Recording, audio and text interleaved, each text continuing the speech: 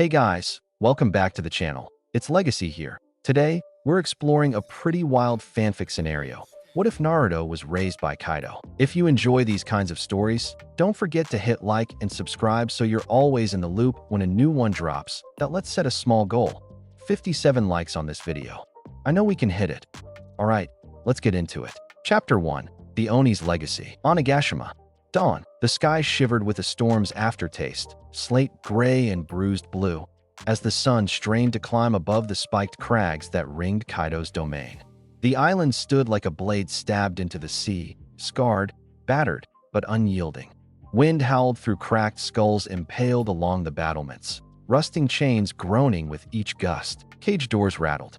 Somewhere, a beast bellowed for release. On the highest plateau, a boy named Naruto gripped a club thicker than his thigh, battered hands raw and bleeding. He swung again, splintering another pillar of stone, the echo thunderous as a cannon shot. Sweat and rain mingled on his skin, salt stinging the new wounds across his knuckles. The ground under him was shattered, a graveyard for the mountain's bones, each fracture proof of his progress, each crack a ledger of violence. Faster. Again. Prove it. He forced his aching muscles into motion, slamming the club down with a snarl. His arms trembled, teeth gritted so tight his jaw could crack. A shockwave, faint but growing, rippled from the impact, fracturing the stone further. Perched atop a broken pagoda, Kaido watched, arms folded, boredom and appraisal mingling in his one good eye. Behind him, morning sun blazed, making his hulking figure seem cast in shadow and flame. Again, brat. Kaido growled, voice rumbling with the force of old thunder. If that's your best, you'll die before ever bearing my name. Naruto felt his scars burn, a map of every lesson taught by the back of Kaido's fist. But his gaze drifted, heart stuttering, as Yamato approached the edge of the courtyard. Her silver hair, streaked wild as if painted by lightning, caught the light. She wore her mask slung at her hip, not on her face today, defiance glinting in her eyes. She didn't speak, but she watched him. Always watched, his only audience that mattered. Naruto picked up the club, ignoring the fresh blood that dripped down the haft. He focused, not just on strength, but on channeling the haki inside him. The invisible river that pooled at the base of his spine, burning cold and hungry. I have to outgrow this place. Outgrow him. Outgrow what I am. He swung again, infusing the club with armament haki, feeling it scrape like coals across his skin. Stone shattered, shrieking, shards slicing his cheek. From the parapet, Kaido's lip curled. Not enough, he barked. Dreams don't matter, blood does. You want freedom? Prove you can take it. Naruto's chest heaved. Freedom. He says it like a chain, not a gift. Like something I have to choke out of this island, bone by bone. As he straightened, he saw Yamato's fist curl. Her gaze, worry, pride, something more dangerous, locked onto his. For a moment, Naruto saw not the monster's blood, not Kaido's iron shadow, but himself. A boy fighting for any scrap of meaning, of escape, something only Yamato seemed to see. Kaido's massive form strode down the steps, iron sandals crushing stone. The crew, the gifters and trusted few, watched in silence, tension thick as gunpowder. Kaido's hand landed on Naruto's shoulder, heavy as judgment. You will inherit everything I built, Kaido said, voice low, deadly. My strength, my enemies, my will, or you'll die under the weight. The words coiled in Naruto's gut. He wanted to tear free, to scream that he was not his stepfather's monster. He didn't know what he wanted. Kaido's grip squeezed, forcing Naruto to his knees. Repeat it, brat. Who are you? Naruto tasted blood on his tongue. He spat it into the dust. He choked, voice trembling, am the Oni's heir. I'll surpass you, and then I'm leaving this island behind. For good. A hush fell. Kaido's laughter cracked the morning. Ugly, triumphant, broken. Dream all you like, boy. Dream and break your body for it. That's all the world gives monsters. He stalked away, the crowd parting. Yamato slipped down beside Naruto, kneeling in the rubble. She pressed a cool cloth to his bloody hands. You should rest, she said softly. You don't have to prove anything to him. He met her eyes and felt something inside loosen, just for a heartbeat. As if I could stop. His voice was roughened by exhaustion and the need to prove something. To Kaido, to the world, but most of all to Yamato. She smiled then, brave, but troubled. I know. They lingered, the only softness in a kingdom made of scars and stone. The sun climbed, burning away the cold. Out on the distant horizon, thunder rolled, promising more storms to come. The bathhouse gardens were hidden deep in Onagashima's labyrinth, walled with thick bamboo. Yamato led Naruto down twisted paths, away from prying eyes and ears. Here, the air was thick with camellia blossoms and heat. Naruto stripped off his ruined shirt and sank into steaming water, hissing as it seared his wounds. Yamato crouched on the ledge, arms folded over her knees, eyes flicking between his battered hands and his face. Kaido's getting worse. The crew's restless. Her voice was low. Naruto leaned his head back, letting the heat loosen faded bruises. He closed his eyes. Let them be restless, he muttered. If they want a real heir, they can take my place. I never asked for this. Self-loathing thick as venom twisted in his gut. You earned your place here. Yamato's voice was defiant, but tender beneath. She reached out, brushing a stray lock of blonde hair from his brow. Instinctively, Naruto caught her wrist. For a moment, neither moved. The only sound, the soft rush of water. Her hand is warm. The thought crushed him, leaving him breathless and ashamed, even as he ached for more. She tried to pull away, but he held on just a moment too long. Yamato, her eyes flashed. When you leave, you're not leaving alone, right? She couldn't say the rest. Naruto heard it anyway, in the space between her words. He hesitated, fear and hope in equal measure. I want someone worth leaving with. The heat in her cheeks matched the steam, but she squeezed his hand, once hard. Good. Wind lashed the training grounds by evening. Naruto stood alone, staring at his shadow stretched long against the battered earth. Images spun through his mind. Kaido's threats, the scars that mapped his body, Yamato's eyes, shining with too many secrets. Monster, air, curse. Am I anything but the chain my stepfather forged? He slammed his club into the ground. But this time, the earth did not yield. Instead, the club vibrated, wood chips and splinters flying. The power surged up his arm, burning, alive. He dropped the club, heart hammering. What was that? His breath steamed. He stared at his palm, veins glowing faint green, like sap in spring. For a moment, roots twined up from the ground, bending toward his touch. The world spun. He staggered, dropping to his knees. Something inside him, ancient, hungry, brimming with growth and destruction, stirred. Behind him, Yamato's voice. Naruto? He jerked up, hiding the strange green glow. Just tired, he lied. She stood over him, moonlit, ferocious and vulnerable in equal measure. You can't do this alone. He wanted to shout, yes, I can. But he didn't. He let her kneel beside him again. Let her strong arms steady him as night fell across the ruins of Kaido's empire. Tomorrow, he promised himself. Tomorrow, I'll break these chains for good, even if I have to break myself to do it. Above, the clouds gathered, shot through with flashes of red lightning. The world held its breath. Naruto closed his eyes, listening to the beat of his own heart, and to Yamato's, echoing close beside him. The Oni's air remained shackled, for now, but dawn was coming, and with it, the storm. Chapter 2. Foxfire. Night blanketed Onigashima in oily shadows. The moon's pale face fractured and dim behind a skein of black clouds. The air was stifling with the coming storm, brooding and electric, as if the island itself was holding its breath. On these nights, every echo in the fortress hall sounded like a threat. Naruto waited in the training yard, shadowed beneath a rusted torii. The stones beneath him were cold, stained with ancient blood. Even the ragged grass felt sharp against his calloused feet.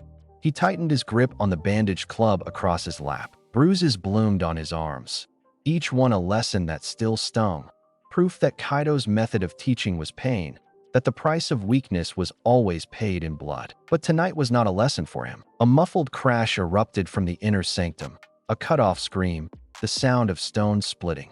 Naruto's heart lurched. He recognized that kind of rage, Kaido's, when something precious slipped beyond his control. Yamato, he bolted to his feet, muscles protesting, and darted toward the old training grounds. The fortress walls were tall, their shadows monstrous, but Naruto moved like a ghost, silent, swift. His bare feet barely whispered across the old tatami, past the chained doors hammered shut at night. He paused just outside the broken gates to the old arena, a battered circle, ringed by spears and collapsed statues. Through a gap in the fence, Torchlight spilled in furious halos. Kaido's towering shape blotted out most of the firelight. He was shouting, voice shredding the night. "Control it, or I'll bury it. You disgrace her name." A figure cowered before him, knees dug in broken tiles. Yamato. Her hair was wild, half covering a bruised cheek. The horns atop her head seemed smaller, less like a badge of Kaido's will, more like a weight crushing her. Her fists blazed with unnatural fire, orange-red and hungry, leaking wisps of smoke. Naruto's heart slammed in his chest. He ducked behind a toppled plinth, holding his breath. Kaido stood over Yamato, club raised. "Show me," he barked. "Let go, or I will force it out of you." Yamato glared up at him, her lip trembling, teeth bared in defiance and dread. "It isn't a weapon," she spat. "It's alive. You can't." Kaido's laugh was a gunshot. He brought his club down, splintering stone an inch from her temple. She didn't flinch, but her fists tightened. The fires flared, tails of living flame writhing behind her knuckles. Naruto bit down on a scream. Rage and terror warred inside him. Enough. Not again. If he... Suddenly, Yamato's eyes turned molten gold. Her skin rippled, flames licking up her arms. The air thrummed with something old and hungry, deep as the sea floor. A presence that was not just Yamato's, but something else, vast and chained, awakened by pain. "I said," Kaido's club twitched, but Yamato's voice was a guttural roar. "Stay away." The next moment split like a bolt of lightning. Foxfire exploded outward from Yamato in a corona of blinding light. Flames took shape, 9 ephemeral tails, wrathful and alive, lashing out in all directions. For a heartbeat, she was no longer Kaido's daughter, nor the battered heir. She was myth incarnate, the Kyuubi's wrath wrapped in flesh, light burning away every doubt. Kaido staggered, blocking his face against the torrent of flame. Naruto didn't think. He leapt into the arena, interposing himself between Kaido and Yamato. He flared his haki, drawing as much control as he could into his battered frame. "She's had enough," Naruto shouted, voice cracking. "She isn't yours to break." For a split second, Kaido's gaze turned on Naruto, cold and bottomless, a depthless blue that promised ruin. The torches guttered in the supernatural heat. Yamato's body convulsed as the power inside her surged. The fire tails writhed, then shrank, as if warring with her own will.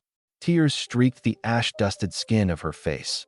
Her hands clawed at the earth. Naruto knelt, grabbing her by the shoulders, trying to root her back into herself. "Yamato, look at me. It's just us now. Breathe. I'm here." For a heartbeat, nothing changed. Then Yamato gasped, her body racked with sobs.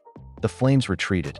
Foxfire blinked out, leaving only smolder and the scent of scorched earth. She sagged hard against Naruto, who caught her as she half collapsed. Kaido stared down at the two, contempt struggling with something more dangerous in his one good eye.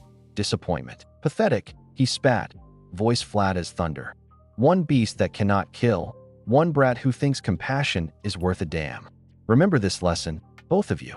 The world will burn you for your weakness." He shouldered his club and stalked away, boots crunching on the fusima littered with scorched patterns. Naruto held Yamato close, his heart beating like a trapped drum.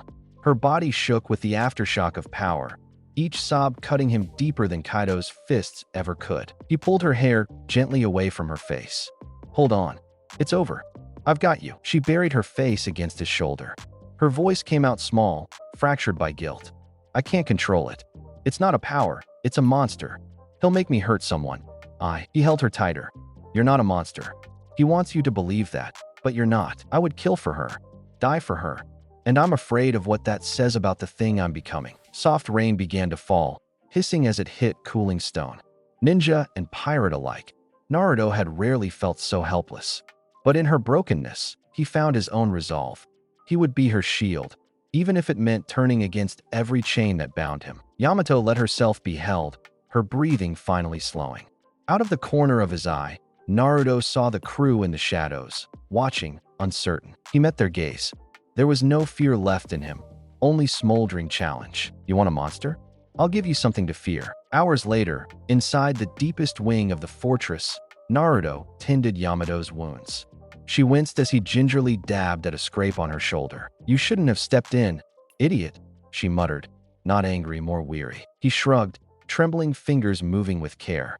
"I couldn't watch." He doesn't control you. No one does. She searched his face, bruises coloring the soft light. In her eyes, he saw embers smoldering down to hope. Why do you always defend me? She whispered. He's not your real father. You could stay out of it. Naruto swallowed. He found he couldn't meet her gaze. Because I love you. Because you're all I have. Because I'm afraid if I stop, I'll become just like him. He looked up, words thick in his throat. I'll never let him win. Not with you. Not with me. Not ever. For a moment, the silence was weightless. Yamato's next words were almost a plea. How do you keep going? Don't you hate all of this? Anger, cold and familiar, flared up in Naruto. He tied off a bandage and sat back hard. Hate? I live on hate. I run on it. I choke on it every time that bastard looks at me, and all he sees is a puppet. But I'm not his weapon. I won't be his monster. Yamato watched him, biting her lip, tears renewed but unshed. Naruto, he almost reached for her hand, then pulled back, shame and fear fighting for space inside his battered chest. She's Kaido's blood. I shouldn't want this, but I do. It would be simpler if I could let go. She leaned in, voice whisper soft. If you go, I want to go with you. I want to be free, but I don't know how. He looked up, unable to mask his hunger, his longing. He held her gaze. We'll figure it out. I swear. Night grew deeper, rain building to a relentless cadence on the stone roof.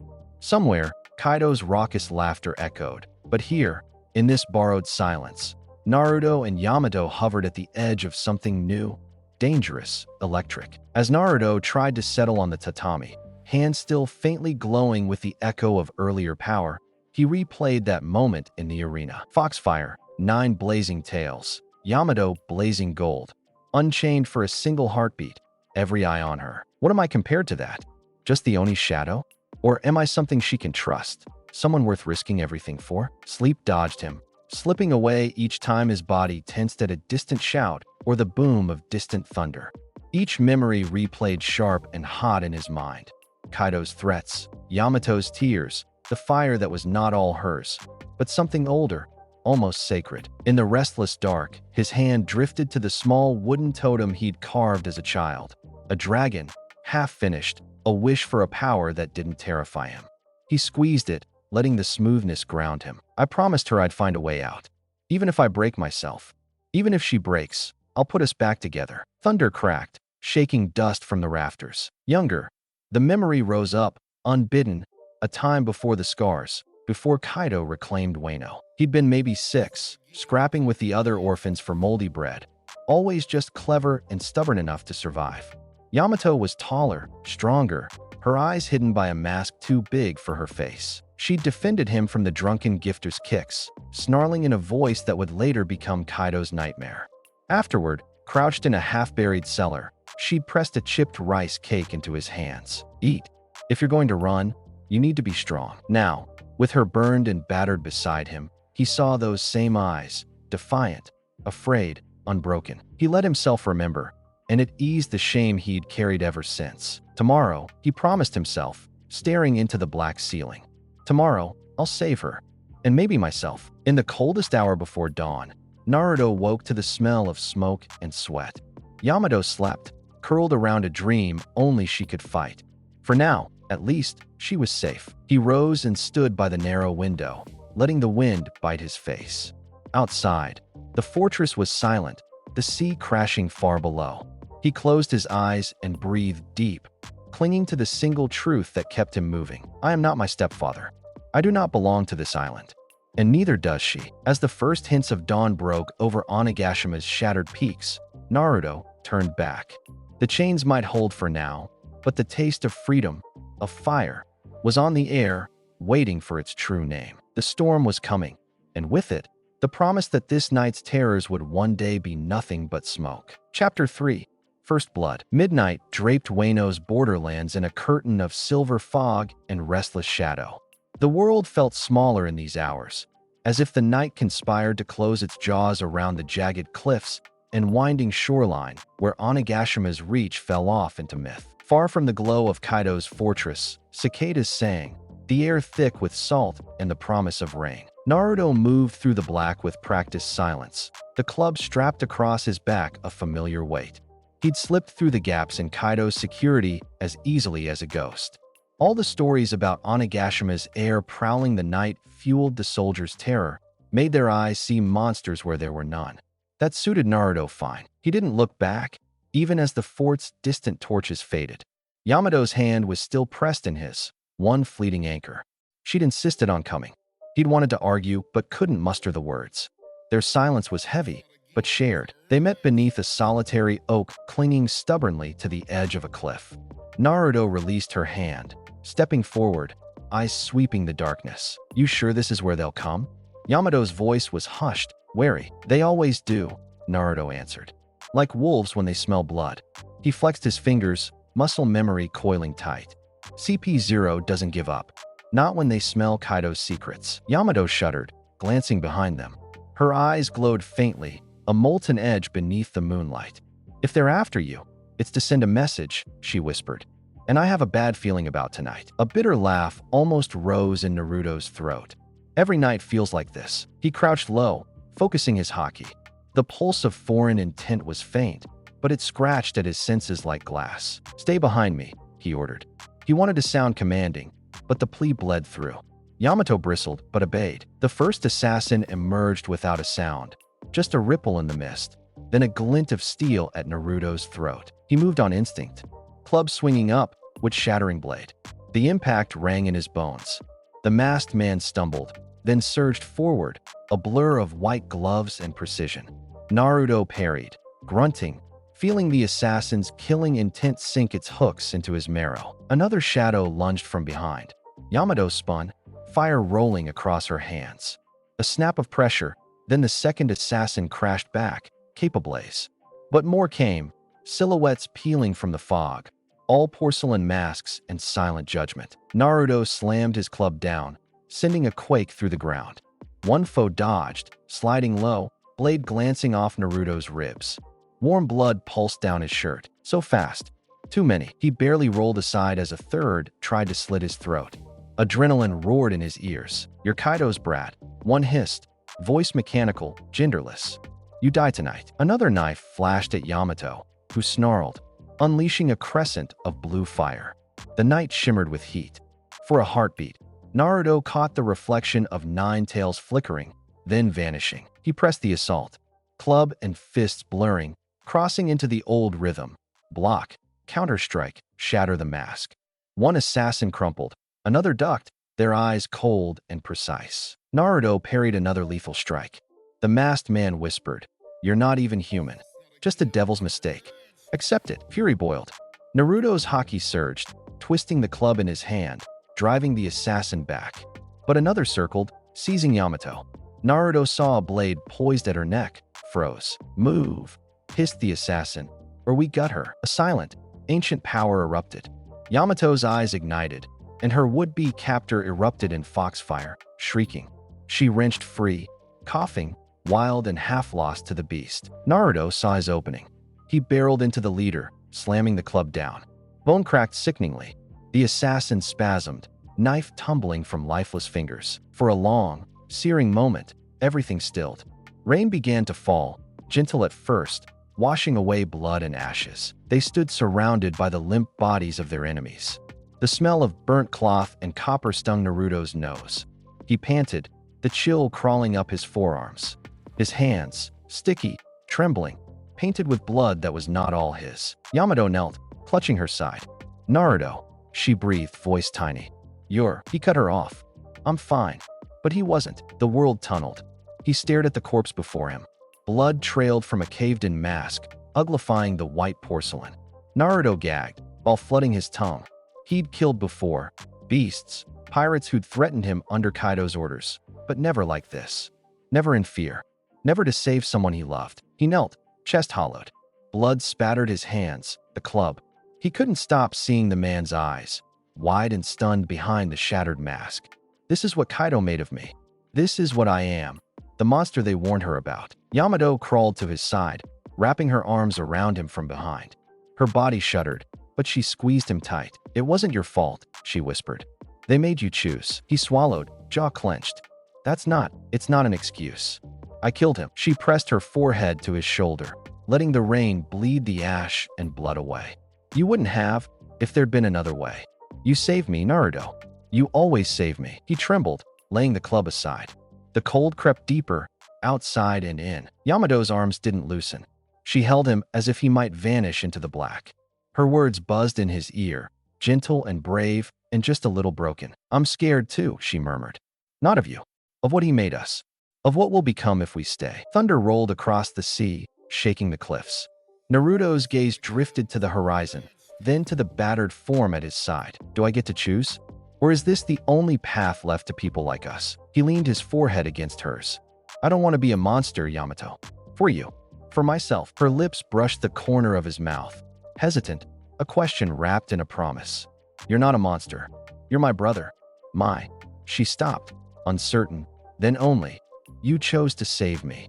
That's what matters. He drew a ragged breath. I hope she's right. The rain pounded harder, turning the earth beneath their knees to black mud. The corpses were already sinking, night wiping the evidence away. Naruto stood, helping Yamato up. His wounds stung, but he straightened, shoulders squared. We can't go back, he said quietly. Not after this. She nodded, wiping blood from her cheek. Fear lingered in her eyes, laced with something deeper. Hope, maybe. Or desperation. Where do we go? She asked, voice barely audible under the storm. He forced a crooked smile. Anywhere Kaido isn't. Anywhere we aren't what he made us. Lightning forked across the sky, illuminating their broken forms. The world felt heavier, darker, but in Yamato's gaze, Naruto saw the shivering spark of possibility. They turned from the ruined clearing, footsteps light, already fading into myth. In the shadowed trees above, another presence watched, eyes sharp, unreadable, a white mask veiled by the leaves. Its owner whispered into a den mushy, voice soft as the falling rain. The Oni's heir has spilled blood. A pause, then satisfaction.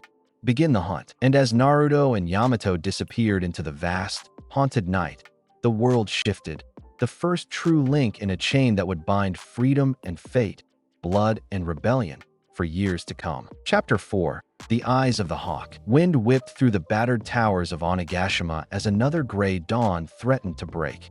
Restless, roaring, and full of hidden eyes. Far above the sleeping fortress, in the tallest spire jutting over the storm-lashed sea, a single figure watched the world with unnatural calm. Kakashi Hitaki stood at the precipice, coat buffeted by salt spray, his single exposed eye tracking every shift of movement below. The secret fleet moored offshore, the shifting patrols upon the wall, the shadow of Kaido himself pacing the courtyard in terrible silence. The spymaster's gaze missed nothing, not the sharp intake of breath as a guard stumbled in his rounds, not the ripple of intent in the air before sunrise brought the island's monsters back to life. He's younger than I thought. No, sharper, hungrier. The kind of hunger you see in children and revolutionaries just before the world breaks them. He'd come in secret, traveling under clouded moons and whisper networks. An admiral without a flag, a world-weary warrior searching for a single spark capable of upending everything.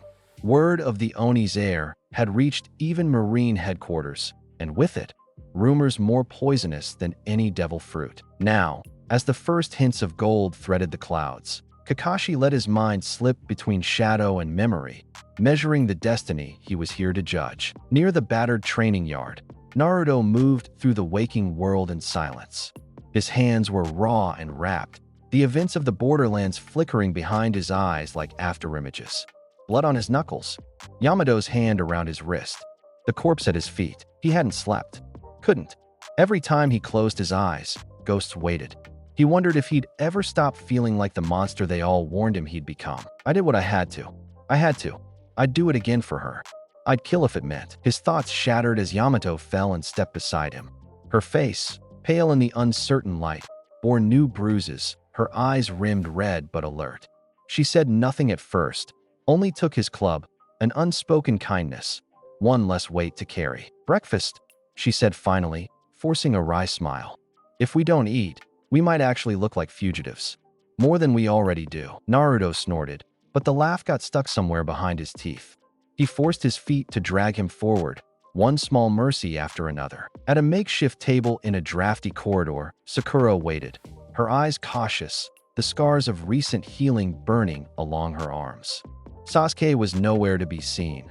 but his presence haunted the air, the tang of ozone, the subtle static in every shadow. Naruto ate in silence, eyes flickering again and again to Yamato. The knot between them, pain, love, fear, grew tighter with every unspoken word. From high above, Kakashi watched them through battered spyglass, noting alliances in the way eyes lingered, the way wounded kids crowded together against the world. Teamwork, pain as glue, battle-hardened souls before their time. But how much is real conviction and how much survival? He slipped away from the parapet, moving from shadow to shadow, mask shifting in the wind.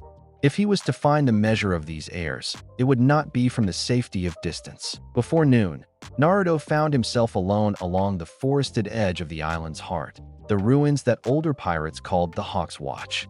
It was here he'd heard legends once told of a swordsman who could cut through anything with just a glare, the kind of story that made even seasoned gifters hush their boasts. Today, the air vibrated with something else.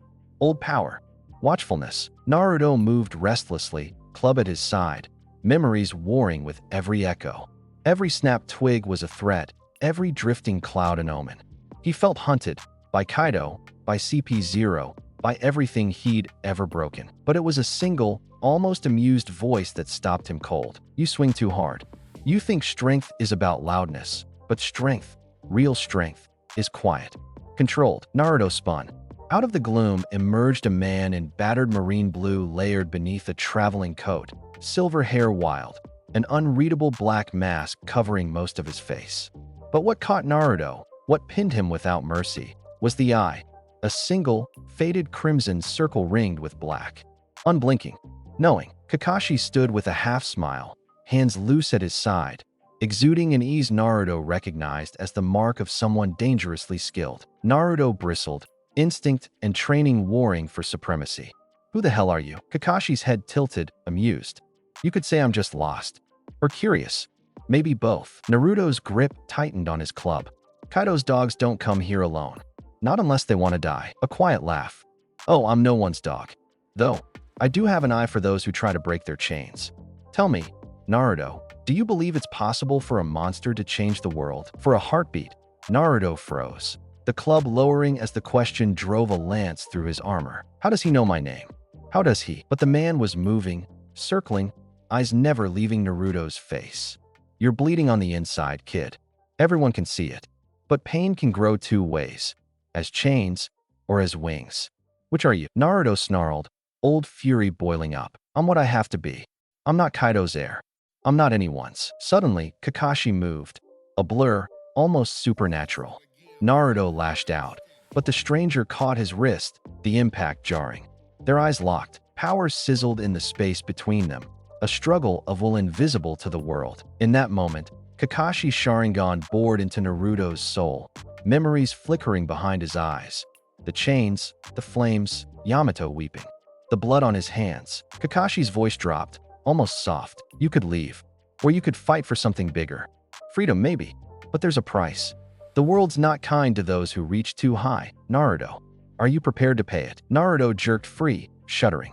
I'd pay anything to never be a monster like him. Kakashi regarded him, old sadness hiding in the lines around his eye. Then maybe there's hope for you after all. Elsewhere, Yamato prowled the lower halls, searching for Naruto but finding only ghosts.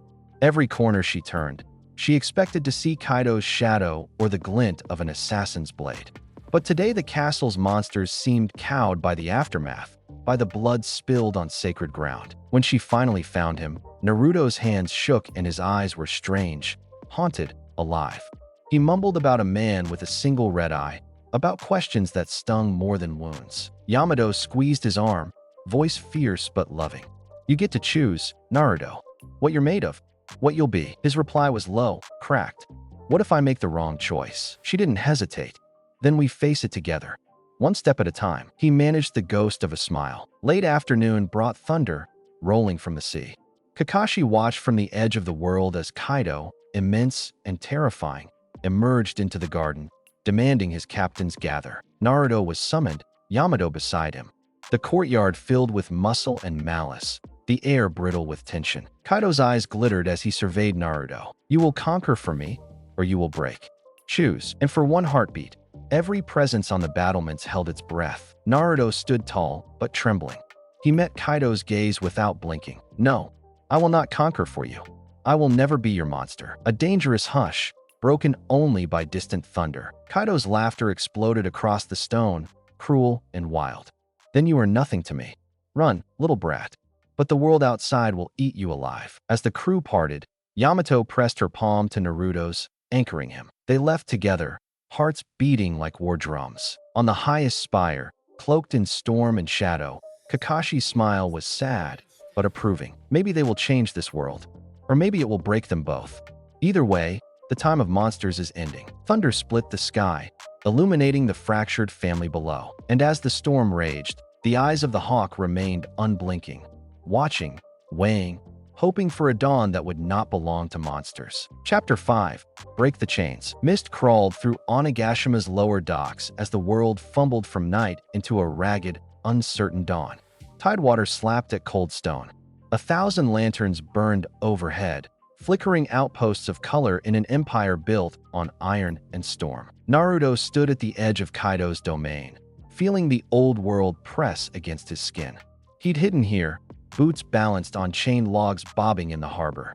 Below him, crews loaded hulking, spiked ships, Kaido's monsters readying for conquest. The air stank of tar, seaweed, and the nervous sweat of pirates who knew their king was a brute, but not a god. It would all end tonight.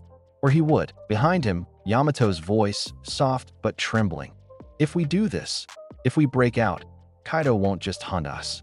He'll crush anyone who helps. Naruto turned, meeting her gaze. I'm already hunted. There's nothing left to lose but chains. He reached for her hand, but let it hover in the space between them. Yamato's mask was up, her armor, her secret longing, eyes wild and unsure. I won't let him hurt anyone else. Not you. Not me. He forced breath through cramped lungs.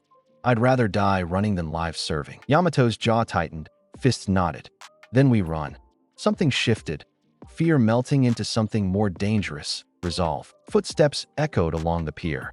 Sakura, hair still pink, still burning bright in that grayness, hurried over, a battered satchel at her hip. I set everything up, she whispered, voice taut as a drawn bow. Route's clear for maybe half an hour. After that, the patrols. Sasuke appeared just behind her, hand resting nonchalantly on the hilt of his katana. You spend too long explaining. They'll catch us before sunrise. Lightning flickered in his eyes, restless, suspicious, but committed. The strange, uneasy crew gathered, shadows stitched together by none but necessity and the thinnest thread of trust. Naruto gripped the club slung across his back. The night before, he'd barely slept, replaying every lesson Kaido had hammered into his bones, every word Yamato had whispered in the dark, every memory of blood on his hands. You're not his monster. You get to choose. He took one last look at the ships, Kaido's armada, the empire rising on pain, and nodded to the others. Let's move. They ran, footsteps barely whispering over wet planks, hearts hammering in their ears louder than the storm. In the inner keep, Kaido stalked the upper halls, midnight sake sloshing in his clawed grip, eyes bloodshot and rimmed in the pale blue of old storms. Reports from the borderlands had reached him. A CP0 squad crushed, rumors of fire in the forests, the Oni's heir seen slipping shadows with a traitor's daughter at his side. His jaw worked, teeth grinding as he called to his lieutenants. Ready my ship. The brat is slipping his leash. Den Den Mushy squawked. A ship's gone missing. Harbor patrol down. No sign of. A static pop. Then silence. Kaido's lips peeled back in a wolfish grin.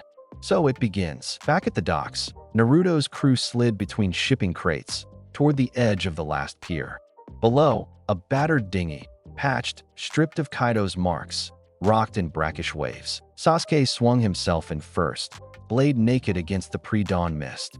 If this is a trap, Uzumaki, I'll slit your throat before Kaido can.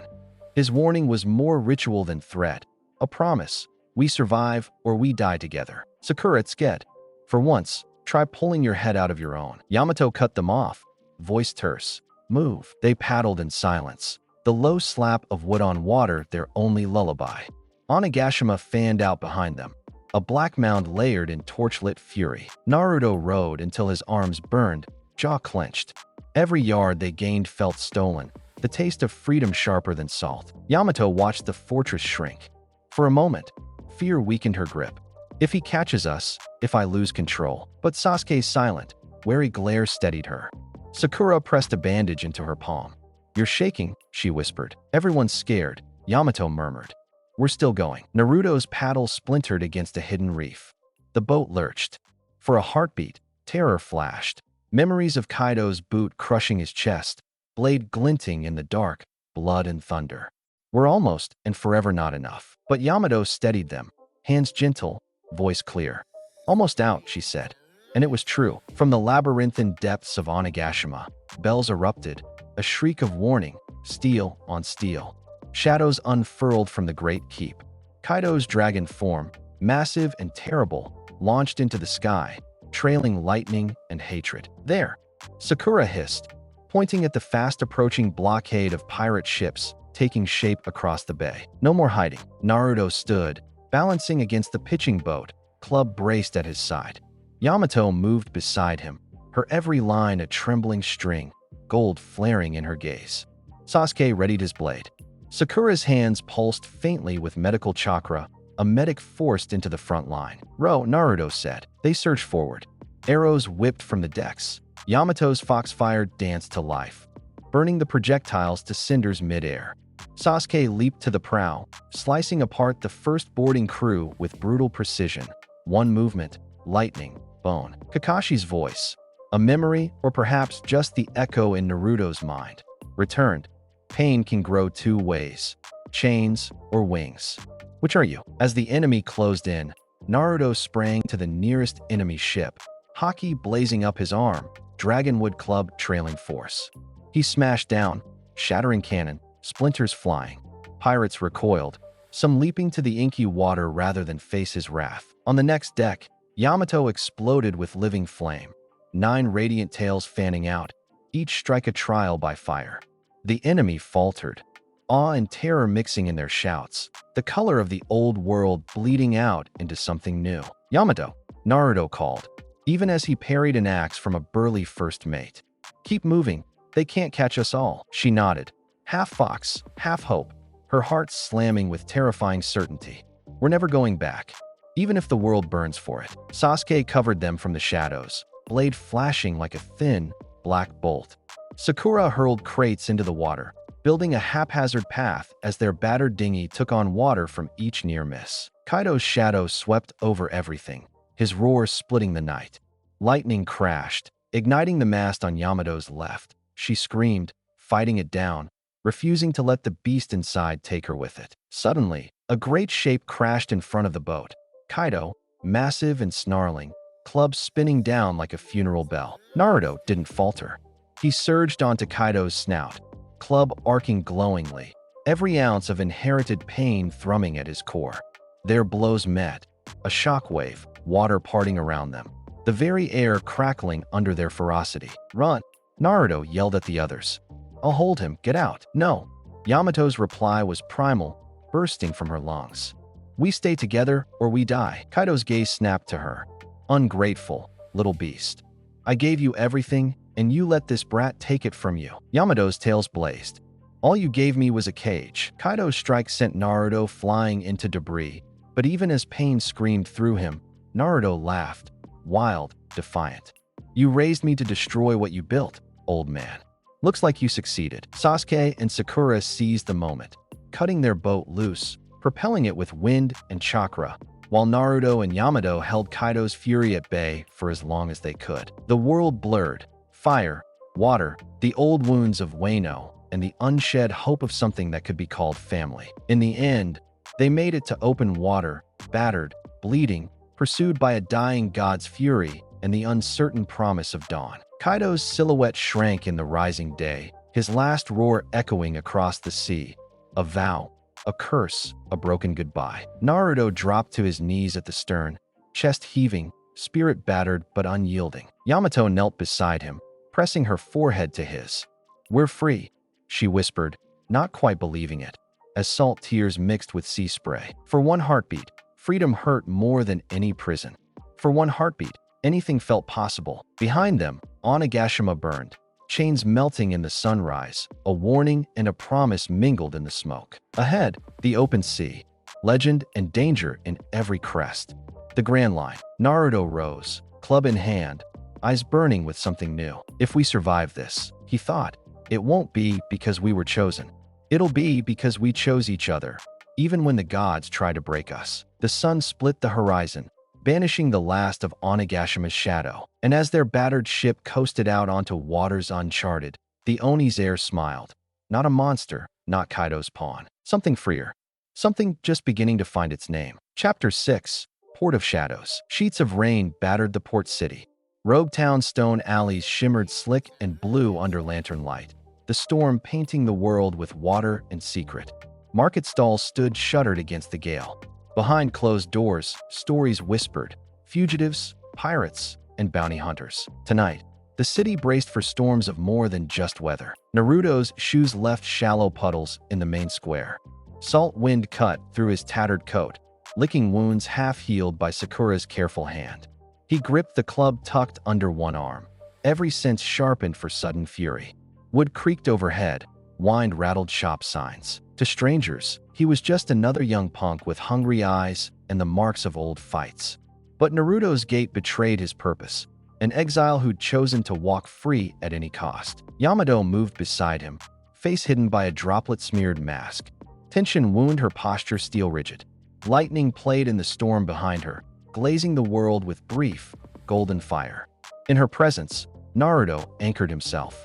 How many versions of myself have I left behind to make it this far? And who do I have left to protect? Behind, Sakura pulled up her hood, hand never straying far from the handle of her kunai. Sasuke strode a half-step ahead, every motion coiled. A wolf walking the razored edge between hunt and hunted. They'd arrived only hours before, battered and sodden, sneaking off a stolen boat. Freedom, for now, was an illusion thin as mist. Kaido's flags haunted them like fever, even leagues away. Word would spread fast about the Oni's heir, the Fox of Fire, and their price. Naruto's eyes drifted to the bounty boards plastered across the tavern windows. Fresh posters, ink still bleeding from the weather. Naruto Uzumaki. High priority, dead or alive. Underneath, a scrawl, the Oni's heir. Slay the beast, claim your freedom. A reward amount that could buy a small country. Several faces paled as he passed them by. They ducked into the first tavern washed in warmth and the sharp, breathless hush of illicit trade. Sooty candles, smoke rising from damp coats. Dozens of eyes, some hungry, some fearful, all drawn by the weight of danger around the new arrivals. Naruto led, chin up, defiant. Sakura shadowed him, posture loose but alert, eyes cataloging exits and threats. Sasuke prowled, a storm under his skin. When a grizzled man stepped into his path, blade half-drawn and voice low. Heard you're running from Kaido. That makes you pray, boy. Naruto held the gaze, voice steady. Or it makes us the wolves who killed the last hunters they sent. A pulse of killer's intent swept the room. Sasuke's hand ghosted to his katana, but the stranger backed down, cowed by certainty. These newcomers were not prey. The bartender, shrewd-eyed and scarred, nodded them to a battered table near the back. You're not the first outlaws to show up since the storm, but you might be the first that bring it with you. Sakura glanced at the door, uneasy. Every sailor here has a buyer for our heads. Every sailor here also knows which way the wind is blowing, whispered Yamato, voice shaking only a little. Kaido's world is bleeding out. Even the rats can sense it. Naruto squeezed her hand under the table. If we're lucky, all we get tonight is a brawl. If not, he let the thought dangle. For an hour, they nursed cheap drinks and nursed their wounds. Sasuke watched the door. Sakura tried, and failed, to relax. A fight swept in before the storm could break. The doors slammed open. Half a dozen men in marine blue, swords drawn, faces set in righteous hunger. By order of the world government, the lead barked. Surrender the Oni's heir and his accomplices, or be classed as traitors. Silence, tight as piano wire. Nobody moved. Naruto's reply was iron and silk. If you want to drag me back in chains, come do it yourselves. A beat. Then the room exploded in violence. Chairs splintered. Blades flashed. Naruto ducked the first swing, returning a bruising blow with his club that sent two marines sprawling. Sakura dove, sweeping a sailor's legs.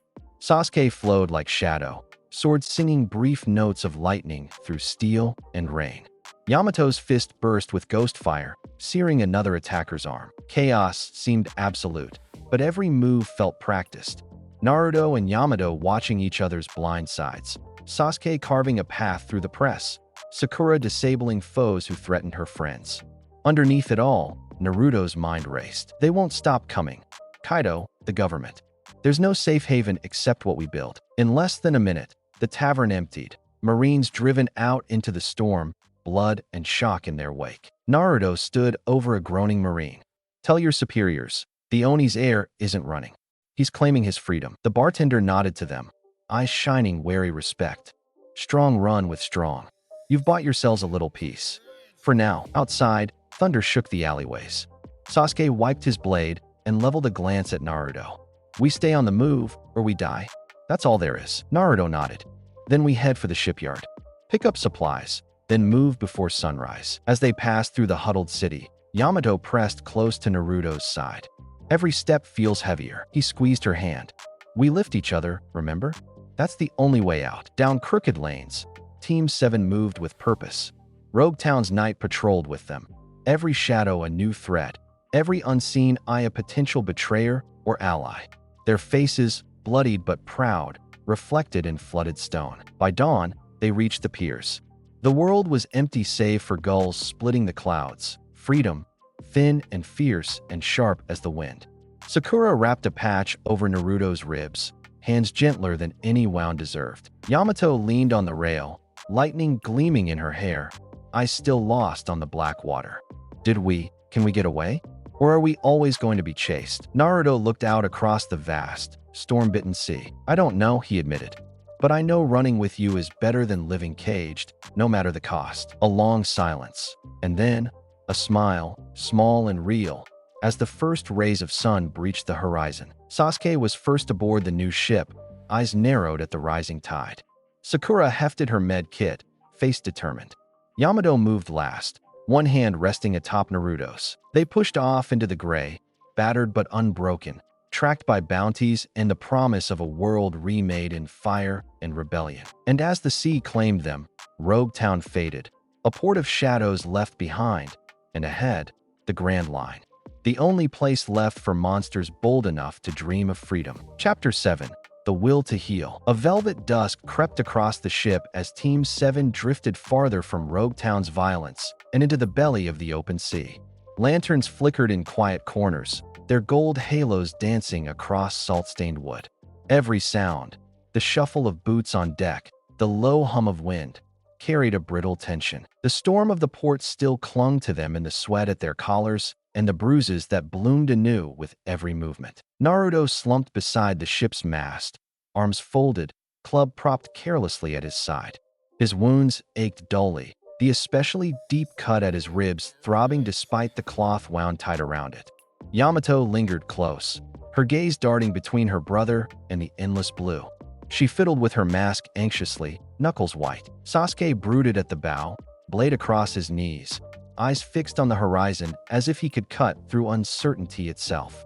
Sakura moved quietly, picking through a battered medical kit in the galley, the whisper of glass vials and bandages a living heartbeat in the silence. She paused to wipe salt spray from her face, focus snapping back into place as a muffled groan lifted from the deck. Naruto's wounds were worse than he let on. Even Yamato's stubbornness couldn't mask the fever in his eyes. Sakura knelt beside Naruto, rolling up her sleeves. "Let me see," she said, tone steady, gentle authority that brooked no argument. Naruto grunted, trying to wave her off, but she clucked her tongue and pulled aside his makeshift bandage. Bright red blood welled up at her touch. Sakura's jaw tightened. "You're a terrible liar. You know that?" He winced, smile twisting. "Better than being a terrible patient." She set to work, chakra blooming cool and balmy beneath her palms. Naruto's pain faded, replaced by a drifting, weightless calm. Yamato hovered, her presence wary but protective. Sasuke watched from a careful distance, expression unreadable. "This is real," Sakura thought, fingers pressed to Naruto's bruised skin. "He's not a villain or a monster. He's a boy who believes the world can change, who'd bleed himself dry for a promise." The thought drew something fierce and protective out of her.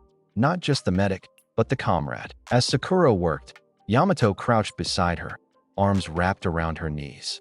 Shadows flickered in Yamato's eyes, regret, guilt, and old fear. I keep thinking, maybe if I'd acted sooner, Kaido wouldn't have. Sakura's healing paused, and she turned to meet Yamato's gaze. If you want to blame someone, blame the ones who built the cage, not the ones inside it. Yamato shuddered, hands shaking. He's still a part of me. I can't get rid of him. Not really. Sakura's words were soft, but her eyes flashed steel. You're not Kaido. You're not your father. You get to decide who you'll be every single day. She pressed a palm to Yamato's trembling hand, letting warmth seep through. The world will try to chain you. All you can do is decide which chains you'll break, and who you'll fight with when you do. A tremor ran through Yamato, then subsided.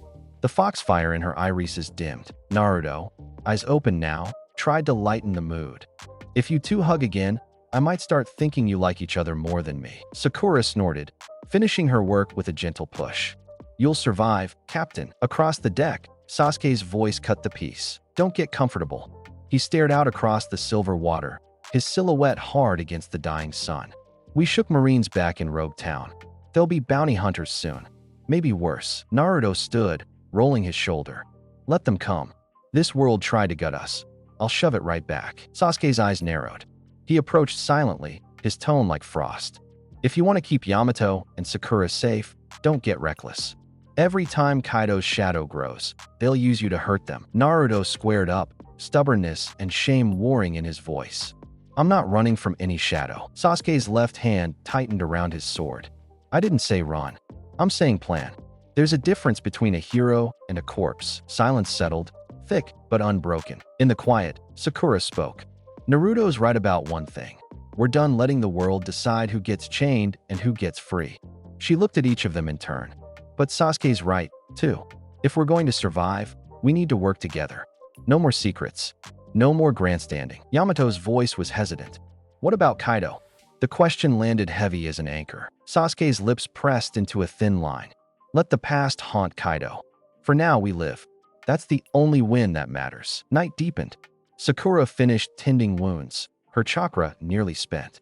She settled against the mast, stomach twisting. Memories of broken bodies, old mistakes, the price paid for mercy in a world that devoured it. I left the Marines to save people, not chain them. She glanced at Naruto, his reckless hope. At Yamato, her battered courage. At Sasuke, his defiance. Maybe this is what it means to keep healing, even if the world doesn't always want to. A sudden storm lashed the ship, rain pelting down. Sasuke took the helm, steering through peaks of foam. Yamato steadied sails. Naruto braced the mast until his muscles howled. Through it all, Sakura stitched them together. Band-aids and laughter, medicine and memory. Each wound a testament to the promise they'd made to each other. You're not alone anymore, she told herself, and almost believed it. Finally, as dawn cracked the storm, Team 7 found themselves battered but unbroken, limping into the sheltering cove of a misty island. Exhaustion pressed on every muscle, but something new pulsed in the air, solidarity hard as iron. Naruto surveyed the battered crew, offered a crooked smile. Team 7, huh? Yamato huffed a laugh, tears swallowed by pride. Best crew I ever had. Sasuke sheathed his sword, lips twitching. Even if we're all monsters. Sakura, weary but smiling, reached for her friends. Then let's be monsters together. The kind that heal. And for the first time since the world tried to break them, the future ahead felt just a little bit possible. Up above, gulls wheeled in the gold-splashed sky. The sea waited, wide, wild, and full of 1,000 battles yet to come. But for now, Team 7 was whole. And that was enough to face whatever storm might rise next. Chapter 8. Ghosts on the Water. Twilight pulled a silvery veil over the ocean, cold and thick as memory, as Team 7's battered cutter sliced through channels of mist-shrouded islets. Water slapped against warped boards, echoing like distant footfalls down a haunted corridor. Naruto stood at the bow, senses stretched thin as the evening, shoulders bunched around a chill that had little to do with the wind. Every island in this archipelago felt wrong.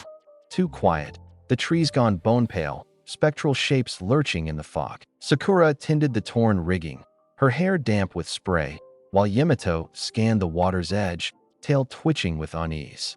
Sasuke, silent as dusk, crouched atop the cabin roof, eyes narrowed, one hand never leaving his blade. "You sure it's safe to cut through here?" Sakura muttered, tying off a ripped line that reeked of brine and old blood. Naruto didn't answer for a moment. He watched a rotting dock loom out of the gloom, planks teetering over dark water. "It's never safe, but we can't turn back now. Not with half the world hunting us." Out loud, he said, "Plenty of hiding places. Less chance the Marines catch up. We keep moving." Yamato frowned, leaning into his shoulder, voice low. "You feel it too, right? This place, it's hiding something." A crow called, sharp as a warning. Sasuke slipped down soundlessly. There are old war stories about these islands. Pirates used to come here to disappear. Sometimes, they never came out. His eyes flickered, half amused, half wary. Naruto's throat tightened, but he forced a grin. "Well, people say that about us, too." Lightning strobed in the far clouds. For a moment, the world glimmered, and the silhouettes of forgotten ships, half-submerged, skeletal, rose out of the fog. The cutter crept through a graveyard of wrecks. Nightfall. They tied off at the ruin of a pier. Mist pressed close as cotton. Sakura prepped her medical kit. Yamato brushed away loose leaves, half listening to Naruto's instructions. Sasuke ghosted ahead, scouting landfall in near silence. They followed an overgrown path through dying bamboo, footsteps muffled by moss.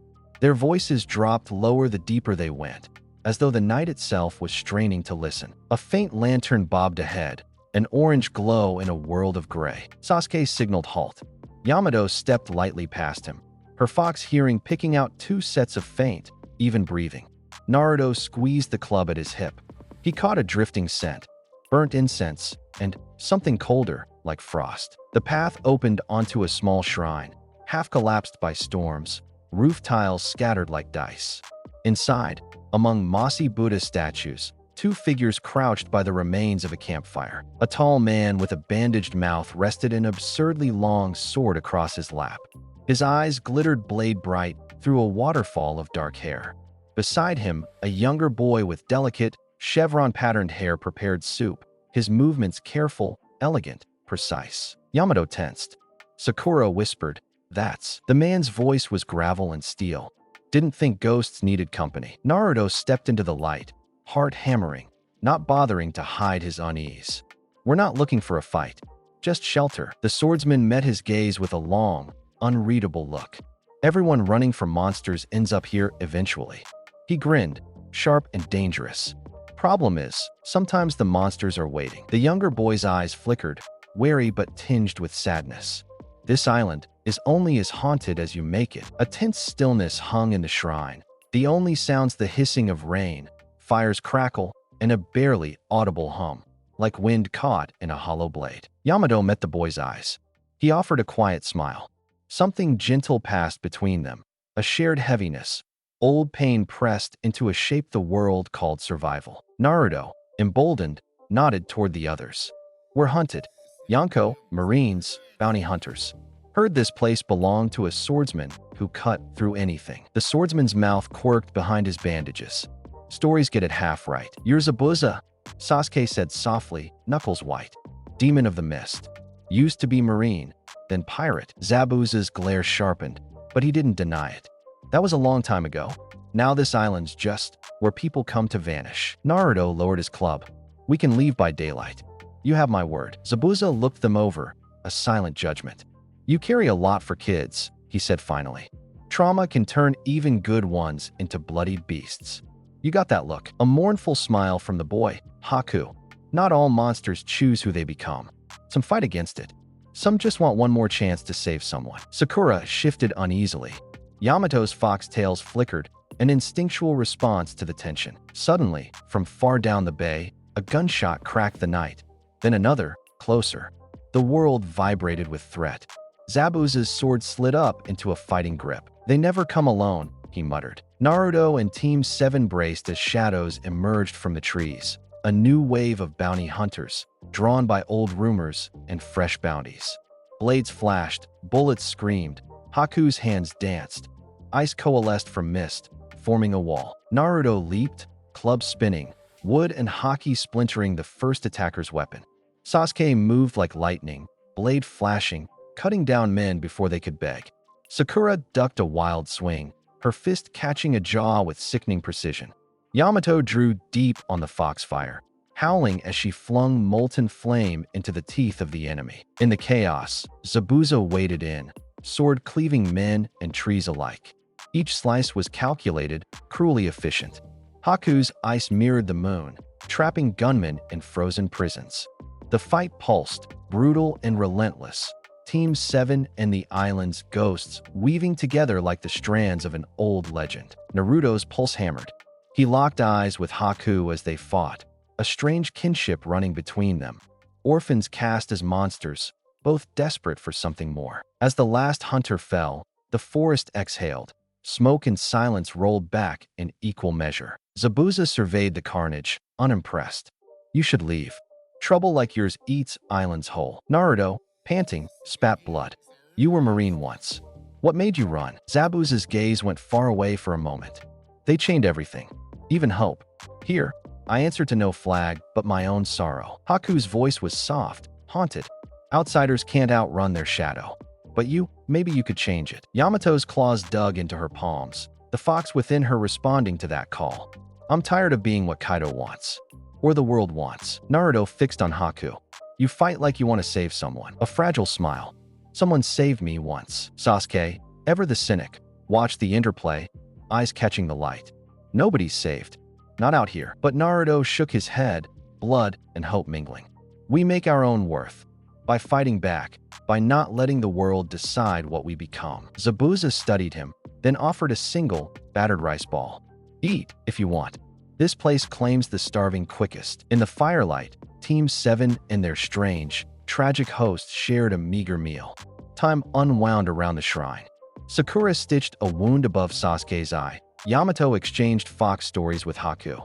Naruto stared at the embers, feeling an ache rise up, heavy and startling. Haku spoke, barely above a whisper. "I'd like to believe the storm breaks for people like us. That we're more than ghosts." Naruto nodded, pressing a fist over his heart. "Maybe we're the ones who haunt the storm." Dawn's first rays cut through thinning fog. Zabuza and Haku prepared to vanish into legend once more, their eyes fierce but grateful. The ordeal left Team 7 changed. The boundary between wanted and unwanted, monster and mourner, blurred by common battle, shattered chains, and the stubborn, flickering hope that haunted all orphans of war. As they prepared to leave, Haku caught Naruto's wrist, pressed something small and cold into his palm, a shard of ice, shaped into a rough feather. In a world like this, sometimes you need to remember you can still fly, even if only through the mist. Naruto closed his fist around it, swallowing hard, understanding more than words could ever tell. They set out, the shrine disappearing behind veils of rain and grief. Team 7 sailed on, one battle closer to legend, with ghosts not at their heels, but finally, quietly, at their side. Chapter 9, Fox Unleashed. A bruised sky sagged over the cove, thunder grumbling beyond the ragged line of jungle that shielded Team 7's battered vessel. Rain traced frantic fingers down the patched sails. The world felt suspended, teetering between storm and silence as lightning painted the sea with ghostly scars. Naruto stood at the aft rail, eyes fixed on distant clouds. He gripped the club at his hip, bruised knuckles whitening. "We survived, Zabuza. We keep moving. Always forward. But why does it feel like something's breaking faster than it mends?" The shore was close, but every wave hissed doubt. Behind him in the cramped makeshift hold, Yamato's restless pacing set the boards creaking. She was wound tight, foxfire flickering in her eyes, her claws raking through rain-matted hair. The memory of battle haunted her. Midnight ice, shattered masks, the desperate faces of men hunted by rumor and fate. A single scent trailed her: smoke, old blood, the bitter cold of self-loathing. She pressed a hand to her chest, feeling the pulsing beat of something ancient and wild gnawing at the walls she'd built inside. Control. Her stepfather's voice echoed in her mind, relentless and crushing. Power is a weapon, or it's a curse. Never both. Sakura and Sasuke moved quietly about the deck, repairing torn lines and watching the shore for threats. The hush between them was not comfortable but measured, each breath deliberate, bridging suspicion and trust. Sakura's eyes lingered on Yamato, worry sharpening her movements. But Yamato seemed a universe away. Hours wore on as the cove thickened with fog. When Sasuke finally climbed down from the mast, he tossed a warning over his shoulder. Movement in the trees beyond the bay. Could be scavengers or bounty hunters already tracking us. Naruto's jaw tensed. Let them try. We'll be gone before they get close. Sakura shot him a tired glare. You need rest, not a fight. And Yamato needs. A sudden crash below deck shattered her thought. Naruto spun and vaulted down the stairs. The others spilled after him, weapons half drawn. Below, the heart of the crisis. Yamato, on her knees, shoulders heaving, willpower fraying. All around her, wooden planks had warped and splintered as if swept by a hurricane. Foxfire glinted in the deep grooves, burning blue gold and hungry. No, not again. Not here. I can't. But the beast within had no patience for hesitation. Her body convulsed, power surging quick as a memory. 9 ephemeral tails unfurled, lashing the walls. Her irises burned, pupils slitted and feral. Naruto knelt beside her, hands raised.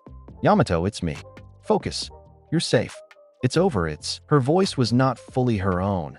A deep, wavering snarl. You need to leave. I can't hold it. I'll hurt you. Sakura darted forward, medical chakra at the ready. We're not going anywhere. We face this together. Sasuke watched from the edge, eyes stony but alert. It's coming. Move. Yamato doubled over, teeth bared, hands clutching her head as the fox within clawed for freedom. Thunder rolled beyond the hall. Her skin shimmered, hair billowing as living fire, tails coiling and flaring, each one a memory of pain too deep to name. Naruto's heart hammered as he reached for her face, gentle, unafraid. Don't fight it alone. I'm right here. For a heartbeat. Yamato's gaze locked on his. Wild terror and fragile hope vying for breath. Outside, shapes began to swarm the jungle's edge, figures cloaked and wary, sabers and muskets glinting in the stormy half-light. Sasuke's gaze sharpened. They're here. I count 10, maybe more. But Yamato was all chaos now. Her foxfire burst outward, searing Yamato's screams into the wood. The ship's frame whined under the weight.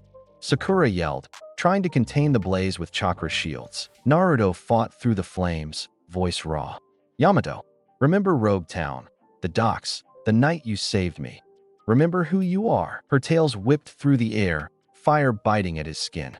Sasuke seized Sakura and dragged her back, cursing. He'll get himself killed. Yamato's claws gripped the decking. Power surged, unstoppable, ancient, mourning. The hull groaned as waves crashed up the sides, drawn toward her superheated aura. A howl tore from her throat. Half beast, half woman, all pain. And for an instant, Yamato vanished in blinding, golden white light. Foxfire curled up to the beams, scoring the ship. Naruto staggered, refusing to fall. He thought of Kaido's cruelty. Every night Yamato shielded him. Every moment, she chose kindness over violence. He lunged forward and gathered Yamato into his arms, heedless of the burns. You're not a monster, he whispered, voice breaking.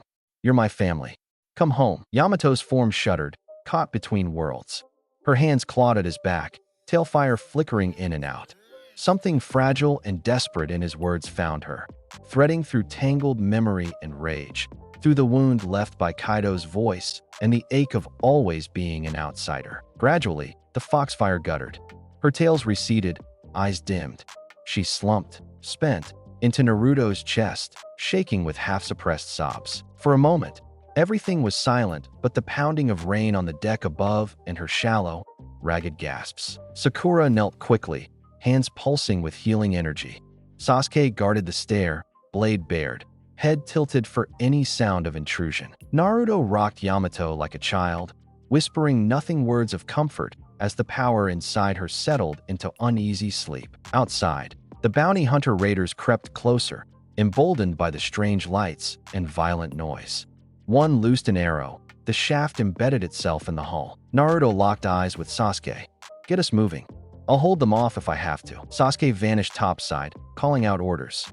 Sakura remained, tending Yamato, wrapping her wounds and whispering gentle encouragement. Below deck, Yamato finally stirred, voice thin but certain. I could have killed you. Naruto brushed a tear from her cheek. You didn't. You won't. I know you. She shuddered, burying her face in his shoulder. How do you forgive yourself for what's inside you? The question burned, unspoken. Topside, the ship lurched into slow, perilous motion, sails catching the blunted wind. Sasuke steered for deeper waters, weaving between shoals and reef. Bounty hunters shouted, their shots glancing off the stern, arrows splitting the night. But Team 7 was already leaving the bay, outpacing the reach of vengeance and greed, riding the storm's ragged edge. Naruto emerged from below, soaked and scorched, but standing tall. Sakura followed, Yamato leaning on her shoulder, face hidden but alive. Sasuke spared a glance back. Close call. Naruto offered a crooked, exhausted grin. Maybe too close. The rain thinned. The jungle shrank behind them. For a long time, Team 7 simply drifted, battered but unbroken. That night, as Sasuke took the watch and Sakura brewed tea over a sputtering flame, Yamato curled up beside Naruto on the deck. Her 9 tails, translucent and faint, twined about them both like a starving moon's caress. I'm scared, Yamato whispered, voice barely audible. That I'll lose control again. That what's inside? I'll become just another Kaido. Naruto pressed his cheek to her hair, refusing to let go. You're stronger than he ever was. Strong enough to stay here. With us. With me. She trembled, but for the first time in a long while, allowed herself to believe. He closed his eyes, listening to her breath and the endlessly shifting sea. Above them, the sky cleared. Stars winked out over black water. Beneath their battered ship, the world turned toward morning. And ahead, always, waited the Grand Line, where only the boldest monsters sailed free. Chapter 10, Promise Under Fire. Moonlight poured in soft silver sheets over the battered Team 7 ship, rocking gently in a sheltered cove. Cool air finally pushed out the fever left by Yamato's rampage. Unseen birds cooed in the dripping branches overhead. The brine-laden wind tasted new, as if every trouble could be scoured away in salt and sleep. But sleep was the only thing not aboard. Naruto lay sprawled on the deck, staring up as the stars burned holes through the night. Yamato's head rested uncomfortably on his shoulder, the faint glow of her fading 9 tails bleeding out into nothingness. Sakura had patched their wounds and then, exhausted, curled herself against the mast. Sasuke was nothing but a shadow at the ship's edge, eyes glinting with watchfulness and old regret. For a long time, no one spoke. There was only the hush of waves and the rasp of Yamato's cracked breathing. Naruto didn't dare move, afraid any touch would shatter the fragile peace. This is what it means to be a captain? To hold everything together after the storm? His eyes flicked sideways.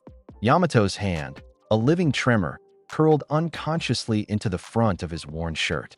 Blood dried in her hair. The fierce, monstrous power that had ripped through her mere hours ago was a distant echo now, replaced by the hurt of someone lost at sea inside herself. Don't let me go, she whispered, voice so small he almost missed it under the creak of boards. I won't, he promised, not trusting himself with anything more. I can't lose you to the same shadows I fight in myself. A flash of memory cut across his mind, a memory as jagged and vivid as the lightning that split the sky during her rampage. Rain hammered the broken alleys of Onigashima long ago. A much younger Naruto battered his fists bloody against a locked iron gate, screaming for Kaido to show mercy. Inside the dim, stinking cell, Yamato shivered, fire clamped tight in her bones, terror wide in her gold eyes. She's not a monster, Naruto shouted at the darkness beyond the bars. She's just scared. The only answer was Kaido's rough laughter echoing up the spiral stairs. Then make her strong, brat, or she'll break. Naruto pressed his palm to Yamato's fingers through the bars. I'll save you, even if I have to tear this place apart to do it. She didn't believe him, not at first. Not until days later, when he dragged her out after sundown, scraped, starved, but alive, and they ran through the back tunnels, his childish hope burning brighter than the flaming foxfire inside her chest. That's when he'd made the only promise that ever mattered. No matter what he does to us, no matter what we become, I'll save you, even from yourself. A shudder ran through Naruto as Yamato whimpered in her sleep, lost to dreams that reeked of fire and chains. His words from years past crackled between them now, heavy as prophecy. Sakura's voice broke the quiet, raspy with weariness. She'll burn herself up if she keeps carrying this alone. Naruto blinked, willing the old memory to fade. I know, because he carried it, too. The wrongness, the power unasked for, The knowledge that one bad day could make everything inside him dangerous. Sasuke materialized out of the gloom, arms folded, eyes steady. The world doesn't care about her pain. Or yours. Only what you do with it, Captain. Thanks, Sasuke. Encouraging as always, but Sasuke didn't smile. You made a promise. What happens when you have to keep it by fighting her? Naruto met his gaze, fierce and tired all at once. I'd rather die trying to save her than live letting her become Kaido's weapon. Light flickered over the horizon. The first hints of a new day, orange and bruised. Yamato stirred, blinking herself awake, eyes gentle and uncertain. She pulled back, self-conscious, not ready to meet his gaze. For a moment, neither said anything. Then, so quietly he almost missed it, she whispered, "Do you remember the promise?" Naruto's throat burned with old anger and love. Every day, she flinched, as if the weight of that vow pressed on her anew. What if I'm not worth it? He smiled, a crooked, battered thing, but truer than 1,000 battles. You're worth every wound I ever got. You're worth breaking the whole damn world for. Yamato's hand trembled as it found his again. In the shelter of the rising sun, she let herself believe, if only for a heartbeat. Flashbacks tumbled through both their minds. Broken childhoods, Kaido's rough hand, nights spent shivering side by side, bruises and secrets shared in the dark. The night she unleashed the foxfire for the first time. The night Naruto didn't run, even as Claw and Flame tore the world apart. They survived because they clung to each other. Hope and stubbornness their only weapons against the inevitable. Sakura joined them, arms wrapped tight around her knees. I keep thinking, what if I hadn't left the Marines? What if I'd stayed on the right side of the law? You two might never even have met me. She shrugged off Naruto's protests, voice steady now. Maybe we can't change the past, but we can choose who we fight for, going forward. Naruto squeezed Yamato's hand, fingers interlacing. Exactly. We're not fighting alone anymore. Sasuke glanced down, half a smirk. Don't sound so righteous, Uzumaki. The world's going to drown you in blood and regret before you get what you want. Naruto laughed, a low sound ringing honest for the first time in days. Let it try. The moment broke as urgent voices rose across the ship, a lookout's warning. Sakura stiffened, reaching for her kunai. Another ship, coming fast. Yamato, still weak, forced herself upright, blue fire flickering in her gaze. Naruto reached for his club and helped her steady her stance, refusing to let her fade back into fragility. They all gathered at the railing as the new vessel slid into view, a dark-smoked hull, battered but unmistakably marine. Black banners fluttered at the mast. Naruto's heart twisted with recognition. It's a message, Sasuke muttered, eyes scanning the deck. They're not here to fight. Not yet. Instead, an amplified voice blasted over the water, harsh and brittle. By orders of the world government, surrender the Oni's heir and the fox-blooded Yamato. This is your only warning. Team 7 stood silent and unyielding. Sakura shouted across the waves. We're not interested in your chains. No answer. The marine ship turned, guns still aimed but holding fire. The threat was clear. No more hiding, no more last chances. That night, huddled around a tiny campfire on the deck, the crew tried to rest. Sakura patched wounds. Sasuke sharpened his blade. Yamato leaned quietly against Naruto, the faint gold of her foxfire soft as a lullaby. Naruto toyed with a small wooden carving, the half-finished dragon he'd whittled in childhood. His unspoken hope. As dawn crawled steadily closer, he pressed it into Yamato's palm. For luck, he whispered. She closed her fingers over it, eyes shining with silent thanks. For once, words seemed not to fail, but to fill the spaces between them. I promised you a future. I still do. No matter what fires we walk through. Somewhere, beyond the horizon, thunder echoed. A warning, a promise, a reminder that their story was only beginning to burn. And beneath the battered sails, battered hearts beat together, stubborn enough to promise a dawn no cage could contain. Chapter 11. The Hawk Strikes. Gray clouds gathered over the open sea, their bellies fat with rain. The morning sun nothing more than a memory blurred at the world's edge. Team 7's new ship cut through silent waters, sails taut, shadows flickering across the deck. The tension was a living thing. Everyone felt it. No amount of salt or wind or hopeful stories could erase the sense that, soon, the past would catch up. Naruto stood at the prow, eyes locked on the horizon, knuckles white around his club. The hush between each heartbeat was thick with purpose. We've outrun bounty hunters and survived the fox inside, but the real enemy is still chasing us. Maybe always will. Sakura broke the quiet first. She watched Naruto staring at the endless blue, tired, battered, but burning stubbornly. How are you holding up? Her voice was soft, careful. He forced a crooked grin. Can't break if I want to keep going. But what if I can't keep them safe? What if I can't keep her safe? Yamato lingered by the mast, one eye on the clouds, the other on Naruto. Her hands worried at a strip of bandage, tail flicking with restless energy. Sasuke stood alone at the stern, gaze narrowed against the biting wind. None trusted the calm. Afternoon sun flickered weakly as they neared a line of strange, jagged islets. Each one dark as coal, slick with brine, the perfect place for an ambush. Naruto's instincts prickled. Sasuke spoke into the wind. We're being watched. Sakura tensed. Bounty hunters? But the presence hovering at the edge of sense was familiar. Something colder, older, sharper than greed. One eye watched from the shadows, unseen but felt. Yamato's breath misted in the chill. Kaido's men. Worse, Sasuke replied, blade half-bared. A ghost who waits for the dawn. Before Naruto could reply, the world dropped into chaos. A shimmer, barely perceptible, rippled above them, and suddenly a man was crouched atop the mainmast, silver hair wild in the gale, face half-shadowed by a battered mask, visible eye calm and unblinking. Kakashi. The world seemed to pause. Lightning flashed on the horizon. Sakura's heart leapt to her throat. Sasuke swore softly. Kakashi's voice was gentle as falling ash. Team 7. I was hoping you'd make it this far. Naruto's grip tightened. You were watching us? Since Rogue Town. I had to see whether you'd crack or break through. The wind froze.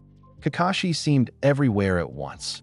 On the mast, then the rail, then the deck directly before Naruto. So close Naruto could see the sadness in his eye. For a moment, nobody breathed. Why are you here? Naruto bit out. To drag us home in chains? A smile flickered beneath the mask. I'm here to see if you're ready. Sasuke tensed, ready to draw.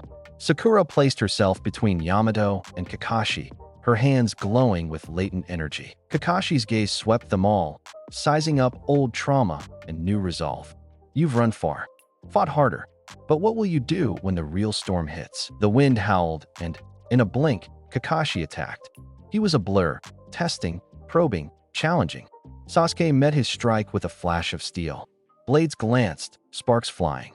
Sakura rushed to shield Yamato, who faltered, still weak from the night before. Naruto barreled in, clubs swinging, fighting not just for himself, but for this mismatched family the world wanted to shatter. Kakashi moved through their onslaught like mist, catching blades, avoiding fists, slips of chakra and sweat, and stubborn while flying in the air. His eye read every movement, every twitch, inviting them all to grow or break. Naruto drove forward, rage and determination interwoven. I'm not Kaido's weapon. I'm more than the blood in my veins.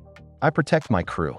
I fight for something bigger now. As blows met, something deep within Naruto awakened. The world seemed to slow, a pulse, an echo. The air thickened around his fists, aura shimmering invisible but undeniable. He felt Kakashi's intent before it happened.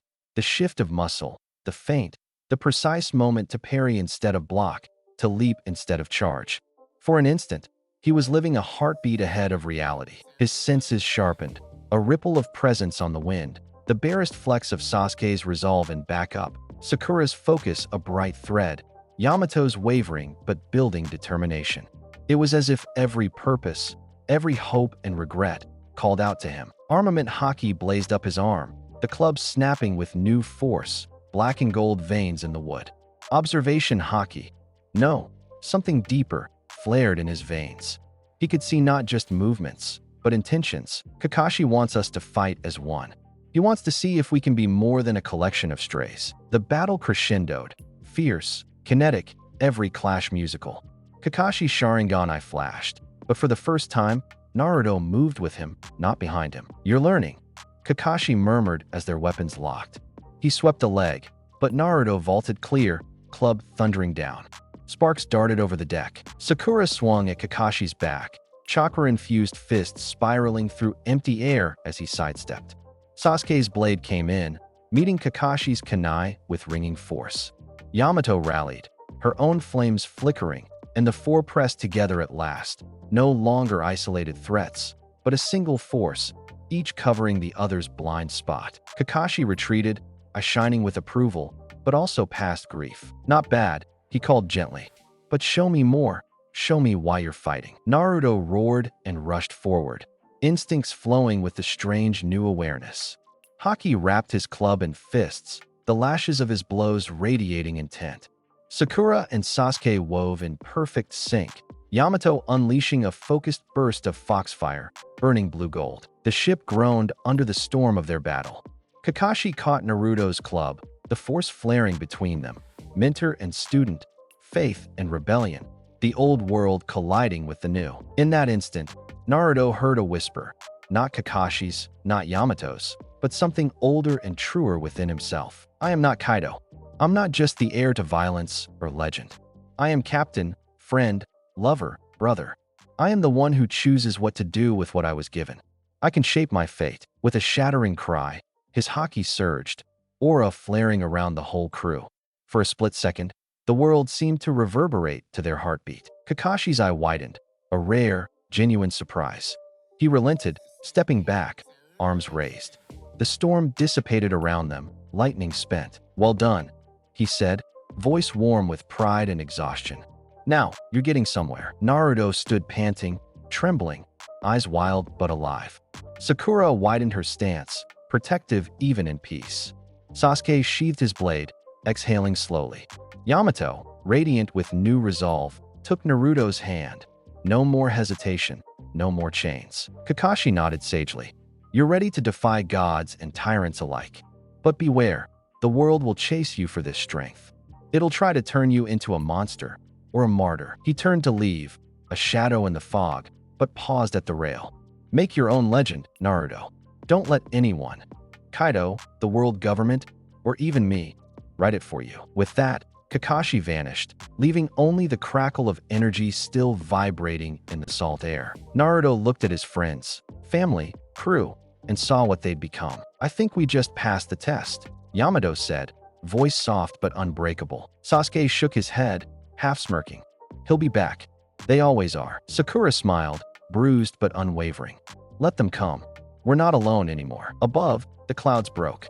Shafts of sunlight touched the ship's battered hull. Below, Team 7 stood united, changed and changing, their path clear, though more dangerous than ever. Far beyond, eyes watched still, a world waiting to see if the Oni's heir would truly change fate, or just become its next tragic king. But for now, under this clearing sky, destiny felt, impossibly, like something worth fighting for. Chapter 12, The Oni's Bounty. A thunderous bell tolled through the bounty outpost, reverberating down streets slick with monsoon rain and anticipation.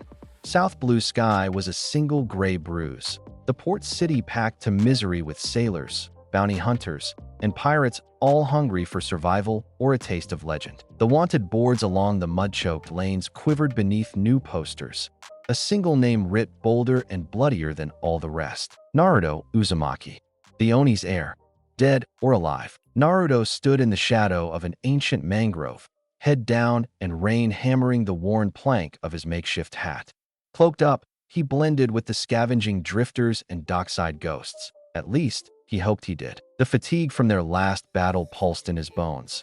But this place was too crowded for comfort, every alleyway alive with whispered rumors. They say the Oni ripped through a marine blockade. 100 men down, ships in splinters. Saw it myself. Boy with dragon's eyes and thunder in his club, traveling with the Fox of Fire. Ship headed west, bounty higher than Whitebeard's in his prime. This town's gonna eat itself for a shot at that money. Naruto forced himself to look. His own face, sketched wild and angry, stared back from dozens of handbills. 520 million. The number mocked him, the crowd more so. I wanted freedom. Instead, I'm everyone's prize. He moved quickly through the rain, heart drumming in rhythm with the storm. Team 7 had split up, Sasuke scouting the wharves, Sakura inside the medical tent patching up wounds for coin, Yamato doubling back through alley shadows, her foxfire hidden beneath her father's battered old cloak. At a dingy tavern, Naruto slipped in and shook out his coat. The room buzzed with tension. Bounty men eyed him, weighed him, smelled a payday. He He avoided their gazes, found a dark table, and nursed a mug of bitter black tea. Sasuke materialized from the gloom, dripping rain, eyes cold as the steel at his hip. "Whole town's on edge," Sasuke muttered, voice barely above a whisper. "Someone's feeding info to the Marines. We don't have much time." Naruto grunted and stared at his trembling hands. Sasuke eyed him with a rare, brittle sympathy. "You're the storm they're all waiting for. Might as well own it." "I didn't ask for this," Naruto answered, bitterness clinging to every syllable. "Didn't ask to be a legend. Just wanted to be free. Just a person, no more, no less. But maybe monsters don't get that choice." Sasuke shrugged. "No one asks. The world makes its heroes out of the ones it doesn't kill." Outside, the bell tolled again.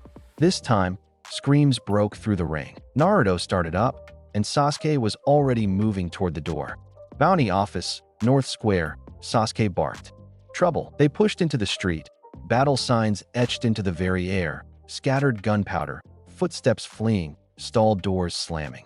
At the epicenter, Marines in blue and white uniforms were wrestling pirates out of the bounty hall, muskets flashing amid curses and gunfire. Naruto caught sight of Yamato, face hidden, but unmistakable for the thread of foxfire burning in her clenched fist. She ducked beneath a Marine's grip, swept his legs, and disappeared into the melee. Sakura trailed her, kunai in one hand, bandolier flashing green. Beneath the chaos, the new bounty posters fluttered, Naruto's name stamped at the top. "Bounty now. 820 million. He froze, thunderstruck. That can't be right. 800 million? A sharp whistle cut through the storm, Sasuke's call. Naruto wove through the scuffle, catching glimpses of hockey burns in the air, Yamato's tails flaring in the cacophony, Sakura barking orders to stunned bystanders. Every eye seemed to track him, and yet none quite believed the legend was walking among them until a Marine captain pointed and screamed, "That's him, the Oni's heir. Take him alive if you can." A dozen bounty hunters surged from doorways, sabers, nets, guns, and the street devolved. Naruto's club crashed down on the first man's sword, sparks and splinters fanning out. Rain churned the dirt to red mud as he ducked, weaved, thinking only of Yamato and the crew. Haki throbbed in his arms. The woodwood fruit's power flickered, roots snaking from his arms to block a musket's blast. Every motion felt heavy, doomed, and unstoppable. Sasuke darted past Naruto, katana flashing, felling two attackers with a flick of the wrist.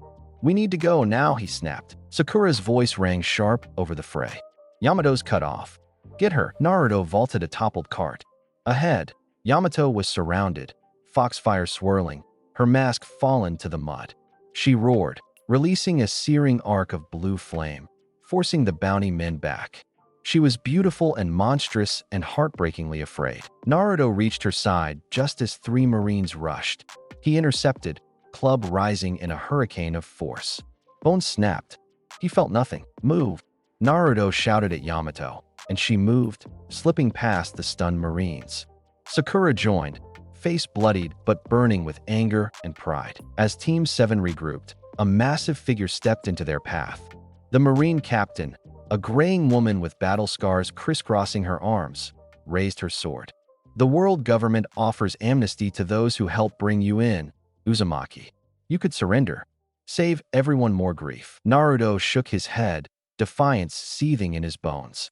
"We're nobody's monsters and nobody's prize. Go back to your masters." The captain sneered. "If everyone's a monster, boy, maybe monsters are all the world deserves." Yamato's foxfire flared, tails wrapping protectively around Naruto and Sakura. Sasuke stepped forward, eyes glowing storm-bright with resolve. "If the world fears us, then let it. We don't bow." Their determination broke the moment. The captain hesitated, uncertainty flickering in her eyes. Then, shots rang out. The Marines surged. The fight was a blur. Naruto wielding club and haki with furious precision, roots from the woodwood fruit blocking projectiles and clearing a path. Yamato unleashed the fox, golden and savage and impossibly bright. Sasuke carved through attackers, unflinching, while Sakura healed wounds faster than they could be inflicted, refusing to let anyone fall. Their defiance scattered the Marines. The bounty men broke and ran.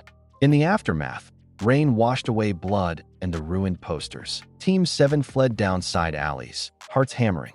At water's edge, a battered sloop awaited. A hidden gift from a grateful wharf rat Sakura had treated earlier. As they boarded, Naruto paused, throat tight with exhaustion. His hands still shook, his face a mask of mud and regret. Yamato rested her head against his shoulder, her voice trembling but strong. "We're legends now. The world will never let us rest." He squeezed her hand, offering a crooked smile. "Then let's make sure our legend is worth the chase." The sloop bobbed into open water. The city behind them blazed with lanterns, shouts, the pulleyed rise of new rumors. Enemies made and hearts stirred by the story of the Oni's heir. Sasuke took the helm, casting one last look at the flames reflected in the bay. Sakura bandaged her wrists, shoulders squared against the world's cruelty. Yamato curled into Naruto's side as the rain eased and moonlight revealed the grand line in the distance. A promise, a challenge, a place where monsters might write their own fate. Beneath the hush of the departing storm, Naruto listened to the voices that rose on the wind, some calling for his head, some whispering hope. He let them go. "We're hunted, hated, but we're together, and no bounty in the world can chain us now." Above, the moon flared, brighter for a moment, as if in blessing. Ahead, open sea. The future, terrible, blessed, and utterly their own. Chapter 13, Storming the Gates. A sultry, thunder-laden heat pressed down over the Grand Line's entry waters, air charged and crackling like the moment before a blade meets flesh. Naruto stood at the prow of Team 7's battered sloop, eyes fixed on the monstrous silhouette of Reverse Mountain rising from the roiling foam, a teeth-bared gate between worlds. Rain lashed his face. The spray cut through sweat, salt, and every doubt that had dogged him since the wanted posters first branded his name on every tongue from South Blue to the Red Line. Behind him, Sakura checked their battered supplies, breath steady but tight. Sasuke was a wraith at the helm, cloak plastered to lean muscle, lightning flickering in narrowed eyes. Yamato crouched near Naruto, her mask abandoned now. Foxfire glimmered in the stormlight at her fingertips, tails quivering with the weight of memory. Far off, through the shifting fog, the peaks of Reverse Mountain loomed.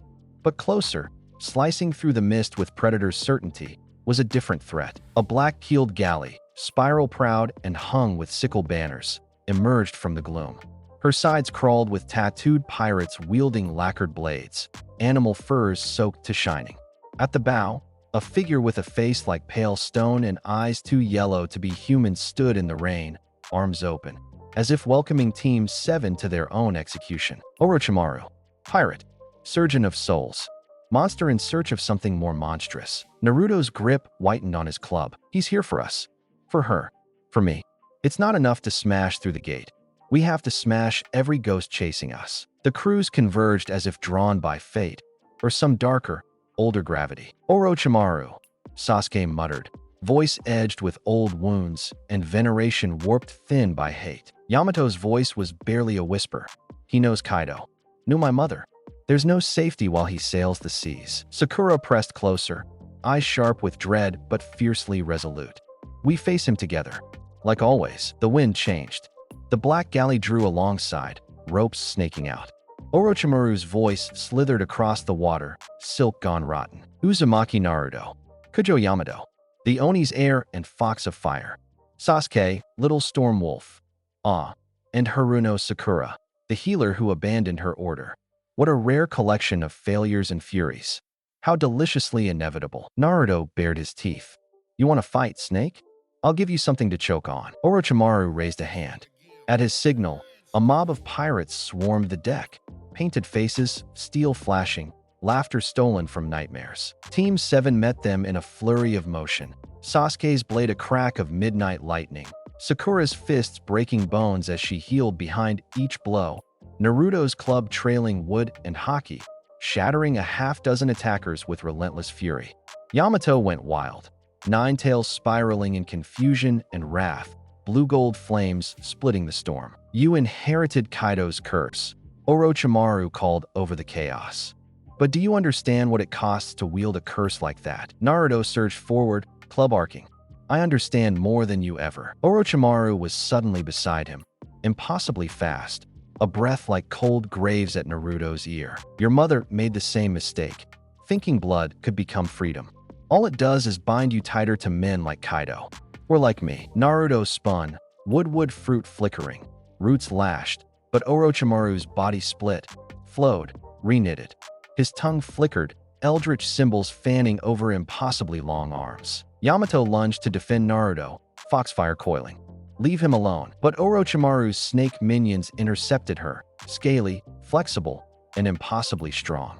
They constricted her, pinning her arms. The rage within her boiled. The fox growled for release.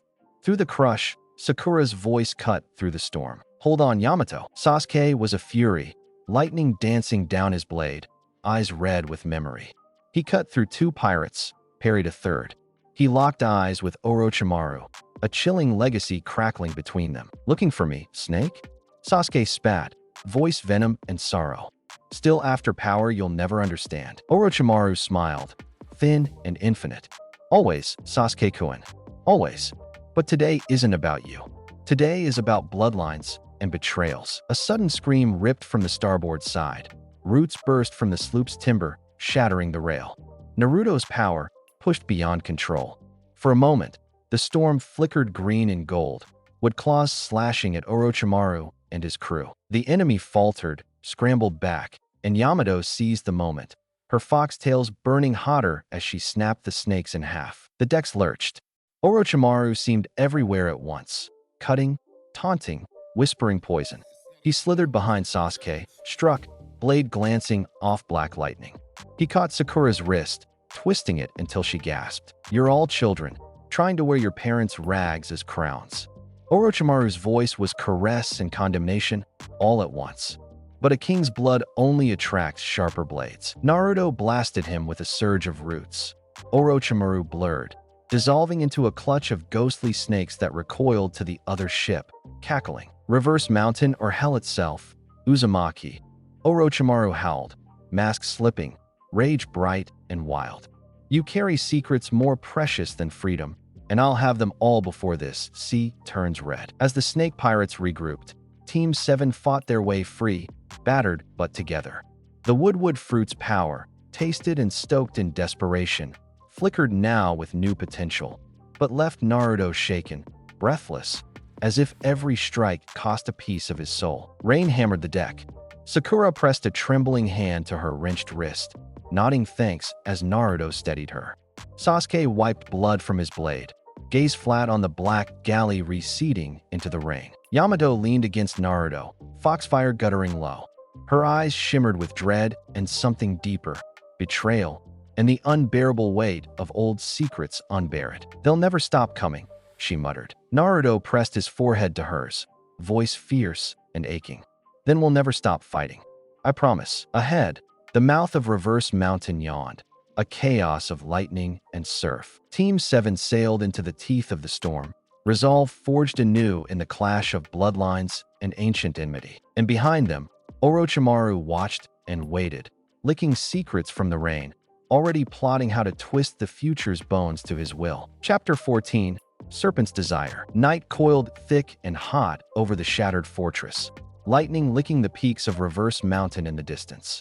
The air trembled with the aftertaste of violence, danger humming in the rigging where water drummed an unsteady cadence. Team 7's sloop had barely survived the last assault, a battered raft adrift between storm and slaughter, but anger and adrenaline still licked the minds of its survivors. Naruto stood in the gloom beside the helm, his shadow long against the torn deck. The last confrontation with Orochimaru's pirates had sucked the energy from his bones, but fury denied him rest.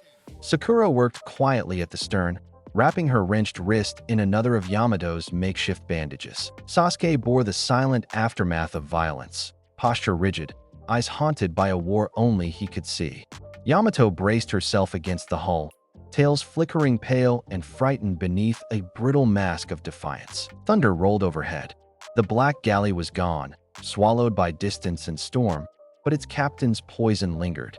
Orochimaru wanted something only they possessed, something more than power, more than revenge. Bloodlines, Naruto thought, tightening his grip on the club until splinters creased his palm. Secrets Kaido never told. Secrets I never asked for. A cormorant shrieked in the dark, and Yamato flinched. Even in safety, every shadow felt like fangs at her throat. Naruto's hand found her shoulder. He can't hurt you. Not while I'm here. Yamato tried to smile, something stuttering and shy. It's not me he wants. It's you. She looked away, meaning heavy and layered in her voice. Because you're the only one left who can break the order, who can truly change anything. Sasuke, prowling at the edge, grunted. He'll try again. He wants your fruit, your blood, and the key to Kaido's throne. Just like them all. Naruto's jaw set. He stared out over the wild, roiling sea, the spray slashing lines of salt into his wounds. He can take a number, he muttered. I'm not what they want me to be. Yamato sank to the planks, collecting herself. She shivered, foxfire pulsing low and frightened. He knew my mother. I saw it in his eyes. A silence, brittle as glass. Sakura crouched beside them. What did he mean back there? About Kaido's secrets, and about you. Yamato's hands clenched. He's been digging in the past, in the old world Kaido won't talk about. The world where we're not heirs, we're experiments. Cages dressed up like thrones. Sasuke said nothing, but something shook in his gaze. He knows. He's lived it too. A voice rang sharply across the deck. It carried from the sea, almost lost beneath the wind, but distinct, melodic, and laced with venom. Such tragedy, little heirs. You flee me, but you cannot flee what you carry. Orochimaru loomed on the ruined prow of a half-submerged ship that drifted from the mist like a phantom. His eyes glinted with sick anticipation, his body half-shadowed, half-serpent. Naruto stepped forward, rage and terror welded together. What do you want? Orochimaru's laugh rippled, a sound with too many teeth. You fought well, but violence serves only fate tonight. I want what all kings want, legacy. And you are little more than living keys to old sins. He raised a bone-white blade, its hilt wrapped with snakeskin. Let me speak to the fox girl alone, he intoned, or I take the boy's heart. Here, now, and with pleasure. Naruto bristled. You're not taking anything. But Yamato squeezed his arm, stepping into the moonlight. Her 9 tails shimmered, the tips trembling. He wants the fruit, she said quietly. He wants to use me to recreate what Kaido started. Sakura's hand found Naruto's club, her other glowing with healing energy. Sasuke shifted, moving alongside her, blade low, ready. Orochimaru called across the water, voice oily and impossibly calm. Do you wonder, little Yamato, who your mother dared love? Whom Kaido betrayed in fire and blood? The word trembled in the air, heavy as the sea. Yamato's eyes widened. Mother, love, fire and blood. What is he saying? Orochimaru's gaze flicked to Naruto. And you, boy, you carry her shadow, did you know? You are not Kaido's mistake, but the world's cruelest joke, born with a freedom they could never chain. Your mother started it, long ago. And Kaido, Orochimaru's lip curled with disgust, could only corrupt what he could never claim. Naruto staggered, the meaning uncoiling inside him like a dragon from the deep. Sasuke's voice snapped. Enough. What do you know about his mother? Orochimaru smiled thinly. Only that she died a rebel, and that the world hunts her legacy still. Rain needled the wood. Tension wound higher than any storm. Naruto's mind reeled with images he barely remembered. Flashes of red hair and laughter, a lullaby in the dark, a promise to find the sky. He clutched his chest, suddenly breathless. Old wounds gaped, a childhood spent in chains, a longing that only grew with every fight. You're lying, Naruto said through gritted teeth, but conviction cracked in his voice. Orochimaru's eyes glittered. Truth is a serpent, child, always hiding in the grass until it's too late. Yamato trembled, staring into the abyss between ships. What did you do to her? Orochimaru offered a bow, mock gentle. What anyone does to dreams, shattered them, then offered a new cage. But her greatest act was escape. The same escape you crave. Naruto wanted to scream, to strike, to shatter the world and make it confess. Instead, he stood frozen, eyes wild, voice strangled. Who was she? Orochimaru let the silence hang. Kushina, he finally whispered. The storm that broke the first chain. And the only one Kaido ever truly feared. The name cleaved the air. It echoed, sharp as lightning. Yamato's tears glittered. Naruto's knees buckled. Sasuke's scowl melted, eyes soft with recognition and grief. Sakura drew a breath, her words soft, stitched to the heart of all broken children. You're more than a bloodline. Your family. Naruto shook, pain doubling him over. Kushina, my mother. Not just a casualty, maybe a spark. Orochimaru sneered. You will find the truth at Wano's ruins, if you live that long. The secrets of Kaido's past and your own are not buried as deep as you think. Suddenly, the serpent captain snapped his fingers. From the shadows, his pirates surged, a fresh wave, desperate to claim the Oni's heir before the legend slipped away. Blades flashed. Gunfire cracked. Naruto roared.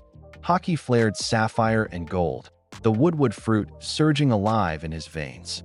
Roots twisted along the deck, repelling pirates with violent force. Yamato unleashed foxfire, spiraling her agony into blue-hot hope. Sasuke moved like storm, blade darting silver, cutting paths through flesh and myth. Sakura fought at their back, fists and faith unwavering. The world became blur, wood, fire, lightning, rain, and blood. Orochimaru vanished in the chaos, voice trailing. Remember, heirs, every cage started as a cradle. The air cleared. Dead and defeated pirates floated in the surf. Of Orochimaru, only his laughter remained, long after his shadow vanished from the prow. Team 7 collapsed in the wake, battered, bloodied, their faith rattled, but their unity tentatively stronger than ever. Naruto sat, shivering, the name Kushina ringing in his skull. Yamato curled beside him, offering what comfort she could with the curl of her tails and the certainty of her loyalty. Sakura pressed a hand to his arm, silent, a presence more powerful than any words. Sasuke kept watch, every muscle tense, his stare promising violence to whatever monster dared threaten their captain next. Lighting guttered above the clouds. Rain sizzled on the planks. The sloop rocked as if caught between worlds, past and future, cradle and cage. Naruto closed his eyes, breathing through the pain, through the new, nameless hope. Mother, legacy, rebellion, all tangled up in blood and scars. But I'm not a cage. I'm not a curse. I'm family.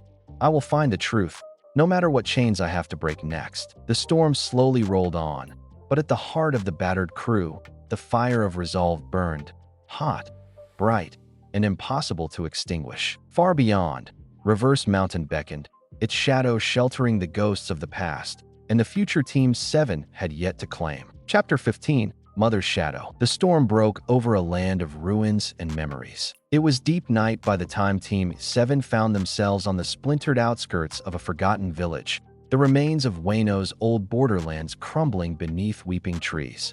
Their ship had limped into a muddy cove, battered nearly beyond saving. Above, thunder staggered through the clouds, a sound like ancestral fury mourning a land undone. Naruto walked with his head bowed, hair plastered wet to his brow, mud sucking at his boots with every step. In his hands, he twisted the battered haft of his club. The world felt smaller, cinched around his chest until every breath was a struggle. The name Kushina haunted him, a word that gnawed at the torn seams between memory and myth. Sakura and Sasuke foraged in half-collapsed houses, fishing for anything to patch wounds or build a fire.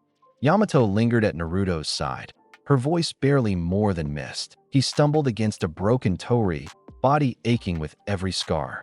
Mother, not just a legend, not just casualty, my shadow, my beginning. What else have they lied about? Yamato watched him, words piling up behind her teeth and never quite making it out. Her tails flickered faintly beneath her cloak. Naruto leaned heavily against the ancient wood, letting the rain wash salt from his cheeks. If she was a revolutionary, he thought, not a monster, what did she die for? And how am I meant to live with that? A distant boom of thunder, and a hush that followed, as if the whole ruined village was listening. They gathered what they could: dry wood from under an eave, cracked rice cakes from a forgotten shrine, strips of hanging moss for warmth. As Sakura built a fire in the lee of a stone altar, Sasuke returned, water gourd in his fist, eyes hard and thoughtful. We can stay here a night, he said, but not longer. Too many footprints. Someone will sniff us out. Naruto nodded, distracted, staring into the flames.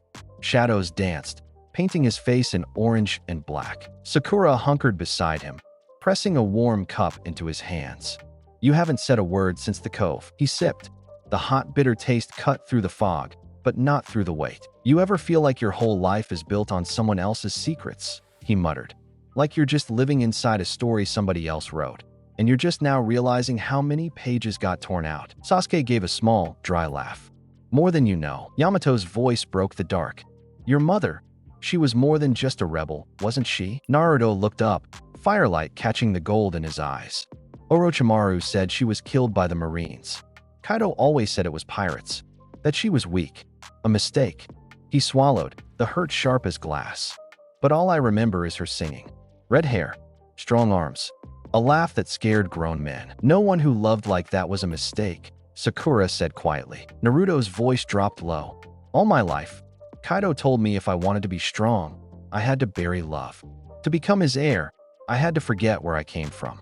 But if she died standing up to him, to them, everything I am is a lie. He stared at the fire, struggling for breath, for steady ground beneath grief and anger. Later, after the meal, he drifted away from camp, stealing into the half-light of the ruined fields. The silence pressed close, broken only by the creak of bamboo and the soft pad of Yamato's footsteps following. "Why did you come?" he asked, voice rough with exhaustion. She studied the scars on his hands, the hesitance in his stance. "Because you never leave me to fight the dark alone." Naruto tried to laugh, but it cracked. "I killed for you. I broke for you.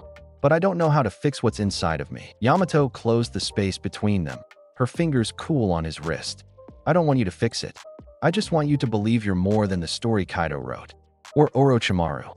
Or even your mother." He looked up at her, needing so desperately to believe. "I want to be," he whispered, pain raw. "But what if what's left is just anger? Just violence?" For a moment, Yamato searched his face, then cupped his cheek. "I see you, Naruto. I see every part. Monster, hero, heir, and orphan. All you ever do is fight for someone else, never for yourself." He closed his eyes, letting the words in, letting her in. Rain fell again.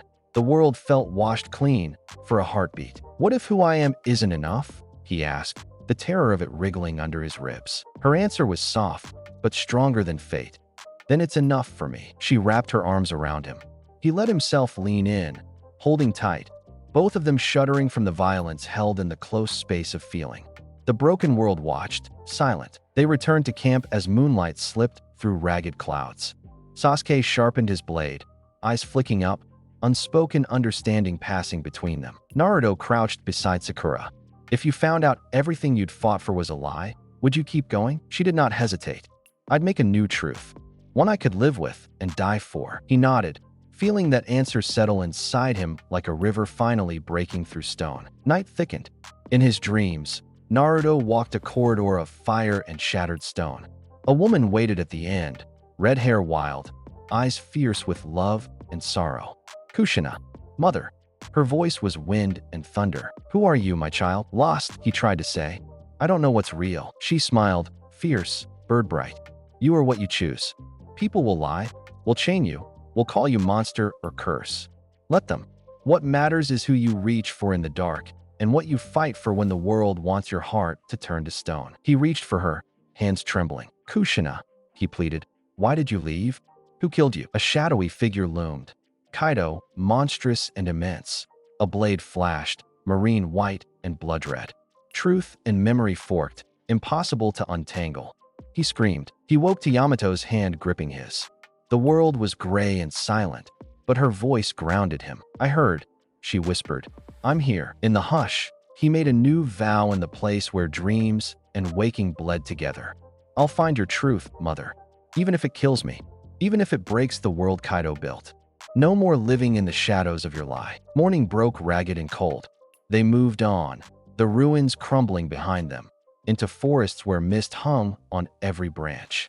Naruto's eyes were harder now, the pain less a wound than an ember. At a crossroads lined with weather-stained stones, Sakura pressed a folded paper into his palm. "I found it in the shrine. A ledger, old, burned, but her name is in it. Kushina Uzumaki. Listed as rebel, not pirate." Naruto stared at the script, that single undeniable proof tickling fire through his veins. "They all lied," he said, almost gently. Sasuke put a hand on his shoulder. "Doesn't mean you have to. Make your own legend, Uzumaki. Write it for her." They set out again, into the wild places where only the desperate wandered. Late afternoon, they stumbled upon a ravaged graveyard, the stones scoured by wind and time. Naruto stopped before one, unmarked, emerald moss hiding the name, but his gut twisted with certainty. He knelt, hands in the earth like a prayer. Yamato and Sakura flanked him, silent, letting the moment be only his. Whatever they stole from you, I'll make it right, he whispered, tears finally falling, washing his shadow clean. For a moment, thunder rolled, but now it sounded like a blessing. As they left the grave, Naruto's hand found Yamato's. She laced her fingers through his, offering warmth amidst the cold. A new resolve had kindled, a rebel flame burning with memory and love, with the certainty that he would not die as anyone's mistake or anyone's pawn. Behind, dusk drenched the ruins in violet and gold. Ahead, Team 7 moved forward, and for the first time since everything shattered, Naruto could almost see a path that was his own. High above, cloaked deep in misted branches, a single masked figure watched, Sharingan glimmering. Kakashi, a faint, sad smile in his eyes. He's not Kaido's monster, or Kushina's shadow. He's what the world's been waiting for, or what it fears most. And as the world spun on, somewhere far away, a din-din mushy crackled to life. Kaido's voice, low and thunderous. So, the brat finally found the grave. Let them chase ghosts. In the end, blood tells all. But in the ruined heart of Wano, under the battered hands of its last heirs, hope had begun to bloom. A fire, a promise, a dream strong enough to rewrite fate itself. Chapter 16, Cinders of Vengeance. Dusk bled across the battered highlands beyond Wano's graveyard, setting the sky aflame in sickly orange and bruised violets.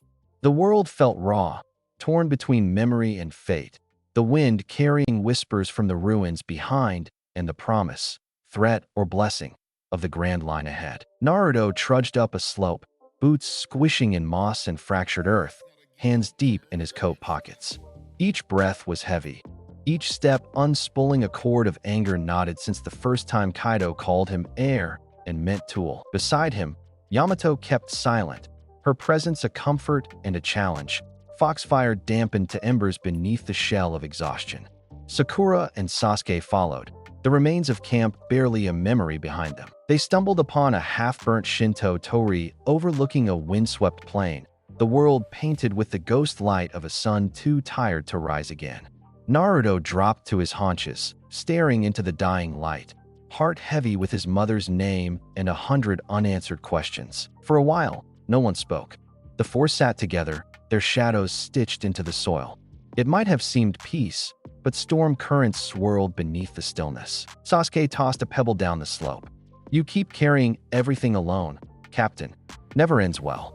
His voice was almost gentle, the hardness in it born of experience rather than blame. Naruto looked away, jaw tightening. What choice did I ever have? Monsters and heroes. Maybe there's no difference, not for people like us. The admission stung. Yamato watched him, gold eyes soft and searching. You still think you have to be something for everyone else? What about for yourself? For myself? The question felt dangerous. Sakura huddled closer, fixing a new bandage around her wrist. You know, the Marines used to tell us that vengeance was a poison. But I think worse is when you pretend you don't want it at all. She met his gaze, eyes steady. It's okay to be angry, Naruto.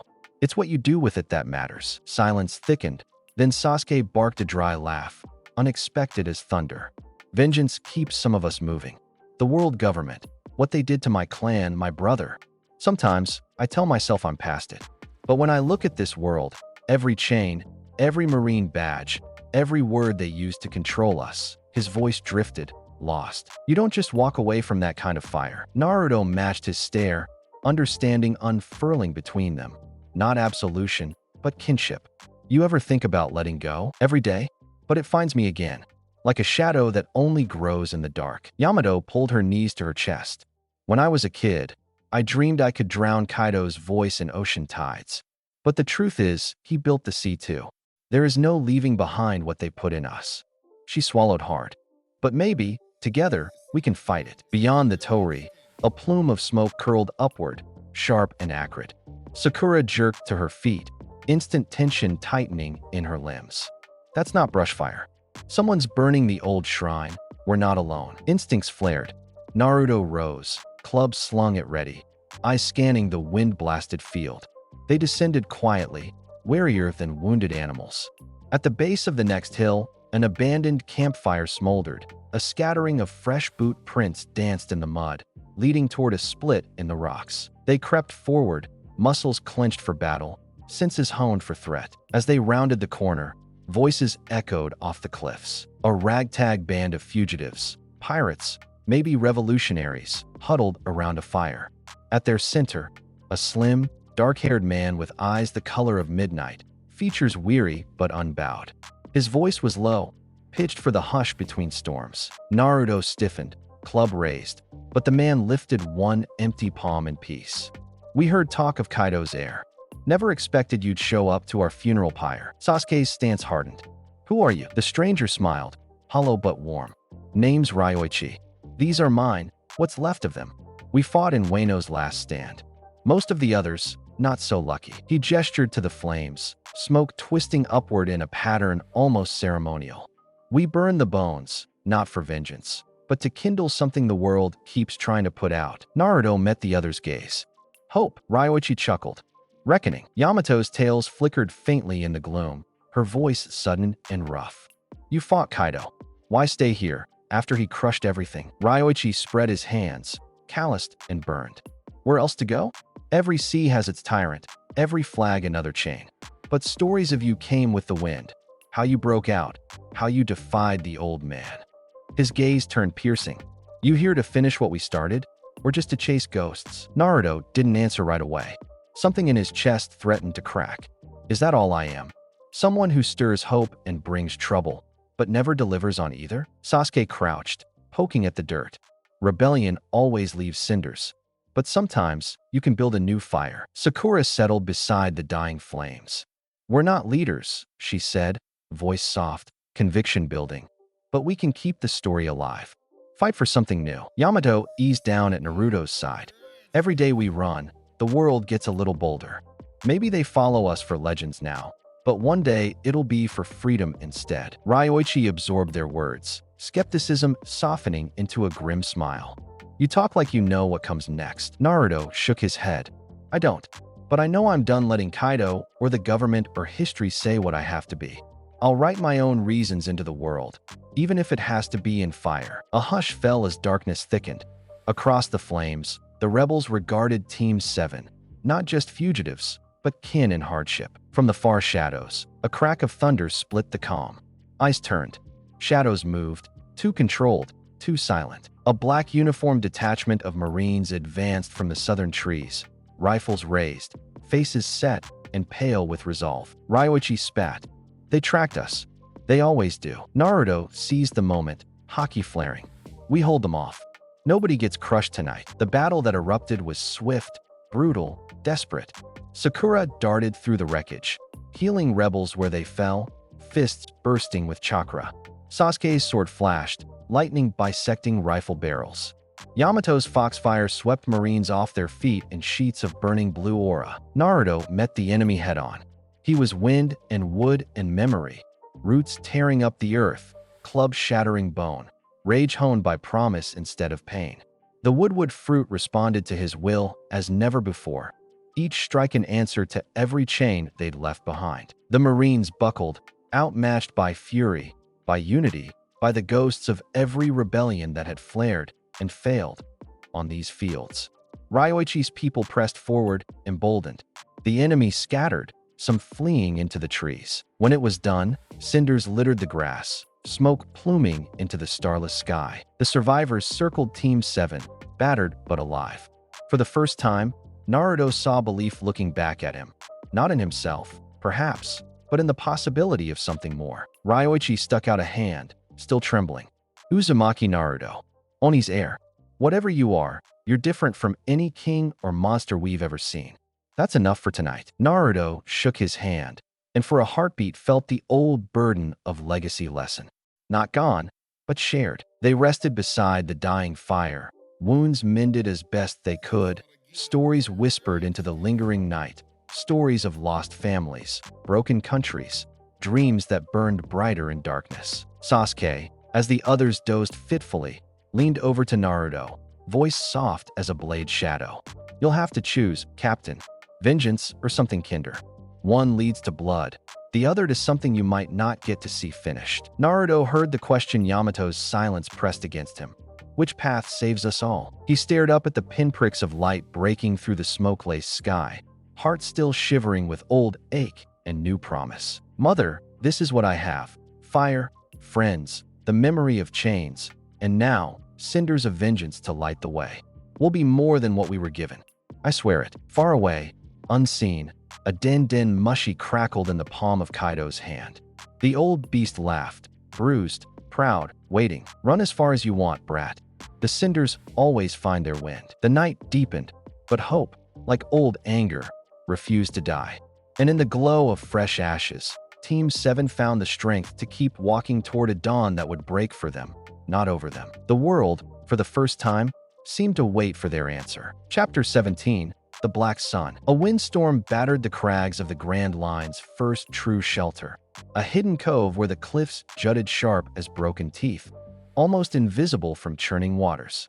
Team 7 huddled behind scree and brambles, the battered remains of their borrowed sloop moored in the shadows. Thunder prowled the horizon, sky split between oily black and a bloody sunrise. The world felt tense, warlike, watched. Naruto crouched over a battered map, flickering firelight turning the lines into scars. He'd slept poorly, the scent of smoldered vengeance clinging to his skin. Every memory of his mother, of the battle against Kaido, felt sharper after yesterday. Ryoichi and his rebel band had moved on under the cover of night, what remained of their courage stoked by Naruto's promise. Yet for all his bravado, an ache gnawed beneath his ribs. "I gave them hope, but if I can barely carry myself, how do I carry anyone else? Were you ever this lost, mother?" Yamato, bleary-eyed but resolute, poured weak tea into tin cups. She hovered near Naruto's shoulder, her foxtails twitching minutely at the edge of the camp. Sakura sharpened knives in the shadows, hands steady even as her eyes flicked over to check the color of Naruto's cheeks. Sasuke stood watch on a boulder, eyes narrowed, every sense attuned to the wind's warnings. "You're brooding again," Yamato whispered, sidling close enough for her sleeve to brush his. "Don't drown in it. The world's got enough chains without carrying the memory of every one you ever broke." Naruto tried to smile. It came out thin. "Don't know if I'm meant to be more than a curse, Yamato." He gripped his club as if it might give him answers. Above them, the storm inflamed. Rosy gold turned quickly to bruised violet as thick, unnatural clouds surged eastward. A strange, heavy stillness pressed in. Suddenly, Sakura's head snapped up, every muscle alert. "There's someone out there. Strong, the air feels wrong." Sasuke leapt down, blade already crackling with electricity. "Someone's been watching us since nightfall. Not Marines." His voice dropped. Something bigger. Naruto's pulse pounded. They fanned out, weapons at the ready. And from the thicket just beyond their fire's reach, a figure emerged, slow, deliberate, wrapped in windswept black. Eyes red as new blood, a cloak whispering with embers. Raven hair barely rustled by the gale. The Sharingan shone like a wound in the late dawn. "Itachi." Sasuke froze, a storm of shock and rage painting his face. "No, not you. Not now." Itachi's gaze swept the huddled four, settling for a long, chilling beat on Naruto. He smiled, thin-lipped, weary. "Little brother. Captain Uzumaki. Fox of Fire. The world moves quickly, doesn't it?" Yamato bared her teeth, foxfire leaking, defiant and scared at once. "You followed us. I was drawn," Itachi said, his voice so soft it swallowed the wind. "Like every other hungry thing on these seas. But only I come with a question, not a threat." Sasuke spat. "We know what kind of questions you ask. Revolution, is it?" Chains dressed in new words. Itachi's eyes glimmered, amused and profoundly sad. "You see chains everywhere, Sasuke, because you never stopped wearing yours." He walked forward and regarded Naruto. The air thickened, the world narrowing to nothing but the ache in Naruto's heart and the pull of calamity in this man's gaze. "There's a storm coming, Oni's heir," Itachi said. "Call it Kaido, call it the government, call it fate, but someone will rule after this fire. What will you do with the freedom you keep bleeding for? Who are you actually fighting for?" Naruto bristled, club rising. "I'm fighting for us. For the right not to be caged, not to be." Itachi cut him off, gentle as a scalpel. "Are you sure? Or are you only ever fighting the shadows? A memory of your mother's suffering, your stepfather's callousness? What if you're just a symptom, another king in waiting with a new name for power?" The words struck harder than any blow. Naruto's thoughts flew to the firelit faces of rebels and orphans, to the fury in his own fists, to Yamato's trust and Sasuke's haunted hunger for revenge. Am I just fighting against Kaido? Or am I fighting for something real? Sasuke moved to stand beside Naruto, blade humming. You broke the world, Itachi, before anyone else. You killed what you loved in the name of freedom. Don't judge him for refusing to do the same. Itachi blinked once, pain etching the lines of his face. I did what I thought right, and I lost myself to it. Don't you do the same, little brother. Uzumaki. The world doesn't need another king or another demon.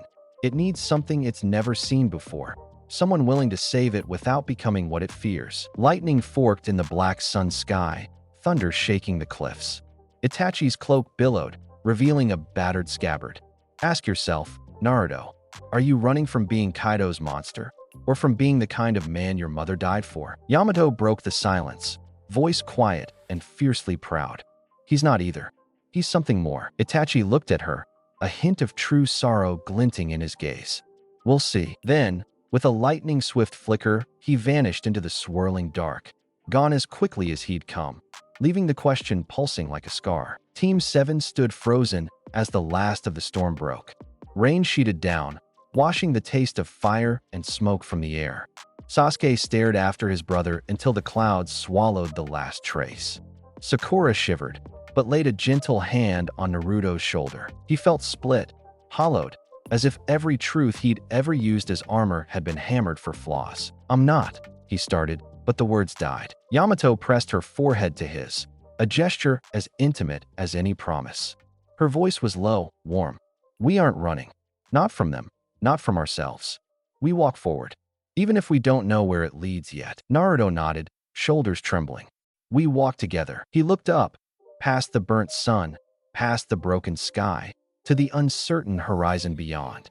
No easy answers, only more storms and the hope that maybe, just maybe, he could become the kind of man worth following into the flames. Far above, the world rolled on, waiting to see if the Oni's heir would conquer, save, or burn it all down. And beneath the black sun, Team 7 pressed closer, united not by answers, but by the courage to face the question at all. Chapter 18, Hybrid's Fury. Gray morning pressed down on the open sea, as if trying to drown yesterday's ghosts.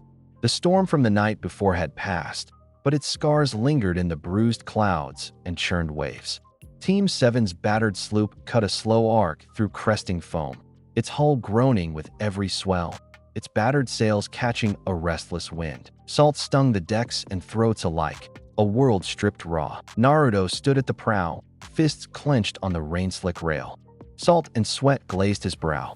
All night, the words of Itachi burrowed in his skull, echoing with every beat of the broken world. Are you fighting for yourself, or just against shadows? With every mile, the sky above seemed less answer and more accusation. Below deck, Yamato hovered over Sakura's makeshift clinic, a narrow cot in a cramped corner, new bruises jaundicing her wrists, the aftermath of another fitful night. Foxfire flickered at the edge of consciousness, the beast within stirring but sated for now. Sasuke paced along the stern, blade unsheathed, scowl deepening with every distant ship shape glimpsed through haze. Naruto's knuckles blanched as a Marine War fleet broached the horizon, sleek, predatory, blue banners licked by wind. He scanned the water, heart pounding. Not today. Not now. We're not ready. I'm not ready. Sakura joined him on deck, her gaze flicking between the ships and Naruto's battered face. We can't outrun them, she said quietly. Not on open water. Naruto shook salt from his eyes, shoulders bracing under invisible chains. I'll buy us time, he said, voice hoarse. If I don't, nobody gets through this. Sasuke materialized, jaw set. They're fanning out. Lightning crackled along his blade. This is more than a standard pursuit.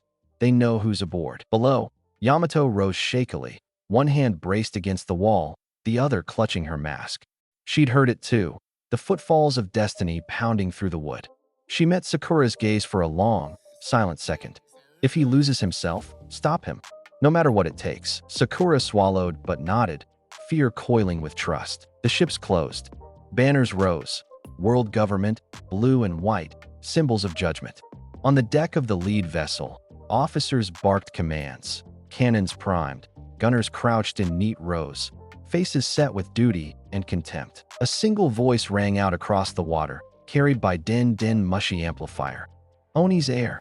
Kujo Yamato. Surrender now or be sunk. Naruto turned, stone-faced, facing his crew. We fight together or we die together. He pointed to the small lifeboat. If it goes bad, everyone but me gets off this ship. Sasuke, get them through if you need to. Sasuke hesitated, pride at war with understanding. He relented with a curt nod, blade at ready. Cannon fire shattered the dawn. Water exploded around them, the sloop bucking and groaning as splinters burst from the hull.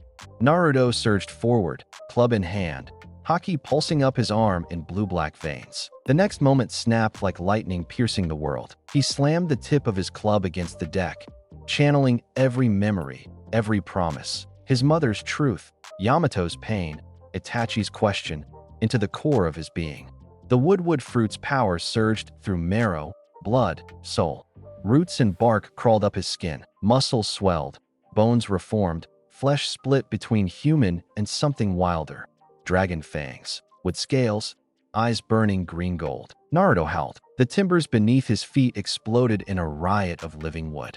Vines flung outward, snaring the edges of the oncoming marine ship. Another cannon fire, but haki-fueled bark snaked up, devouring the payload, sending the cannon tumbling to the sea. On the marine deck, panic erupted. Men thrown back, clustered into defense formations as roots snaked up their masts, binding and crushing. Naruto leapt.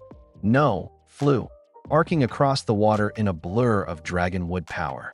He landed atop the lead ship, club a living spear, eyes wild. For a moment, the world gasped.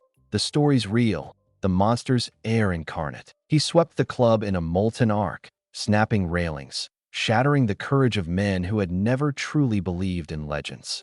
Haki-infused wood met steel and flesh. Soldiers sprawled, their colors darkening the deck. Naruto fought and fought and fought, rage and love and grief pulsing like thunder. On the sloop, Sakura gasped. He's not stopping. He's not even seeing them anymore. Yamato, pale, pressed close to the rail, fighting her own demons. Fear etched her voice. He's losing himself. Please, not like this, Naruto. Naruto's thoughts splintered into sensation. Every blow was the memory of Kaido's fist. Every enemy, another face twisting in blame. Mother, Yamato, I am not a monster, am I? He howled, power cresting, roots and scales overtaking the deck, vines twisted around the masts, collapsing the fore tower. Weak and terrified, Marines jumped overboard. The captain of the ship, half his men routed, drew a pistol, aiming at Naruto's heart. A single shot rang out. Naruto blocked it with a branch, then whipped around, about to strike. Yamato's voice pierced the chaos, pure and breaking. Naruto. He staggered as if struck. Awareness flooded back, raw and blinding. He saw the bodies. He saw his hands, gripped around a trembling Marine, about to crush him. For a moment, he was Kaido again. He let go, falling to his knees, chest heaving. The Marine scrambled away, terror and awe in his bloodshot eyes. He spared me. He could have. Naruto pressed his palms to the blood and sap-soaked deck, fighting for air, for clarity, for self. Yamato rushed across a living bridge of roots, collapsing to her knees beside him, foxfire flickering. She grabbed his face, forcing him to meet her gaze through tears. It's over. You're here. Come back, please. I need you. Not the monster, not the air, just you. Naruto trembled, while fighting instinct. Slowly, his body shrank. The wood receded, scales withdrew beneath battered skin. His breath hitched. Sakura and Sasuke watched warily, ready in a moment to defend or subdue. A family forged not by accident, but by the iron of trial. Naruto stared at Yamato, shame and relief warring in his eyes. I almost killed them all. I almost. He choked, clutching her wrists like a lifeline. Tears streaked his face. Yamato pressed her forehead to his, defiance in every battered inch of her. You didn't. You stopped. That's more than Kaido ever could. Sasuke moved to their side, guarding the moment. You saved us, he said, voice low. But don't ever make us save you from yourself again. On the ruined marine deck, stunned survivors looked on, their legend shattered and reborn in the same breath. Rain began to fall, a gentle, cleansing rain, softening the world's sharp edges. The ghostly silence was heavier than any battle cry. Naruto finally pulled Yamato into an embrace, sobbing into her shoulder, the storm inside breaching and emptying into her arms. Eventually, Sakura stepped in, gently bandaging his bleeding hands. Sasuke watched the horizon, never quite letting down his guard. For now, they'd won, but the cost was written in every bruise, every tear, every decision made on the knife edge between monster and savior. As the rain tapered, Team 7 regrouped on the battered sloop. Ships burned on the horizon. The world, government, pirates, rumors would talk for months about the Oni's heir's rampage, about the unstoppable monster who devastated a marine fleet and then showed mercy. Some would call him a demon, others a savior. But as evening fell, with Yamato curled close and the crew gathered in a silence full of difficult love, Naruto stared at his own hands and wondered whether there was still enough of himself left to save. Above, thunder rolled, somewhere between warning and applause. The grand line stretched before them, a world ready to judge, to punish, to hope. And as the shadows lengthened, Naruto whispered into the new darkness, "I will not become the monster they fear.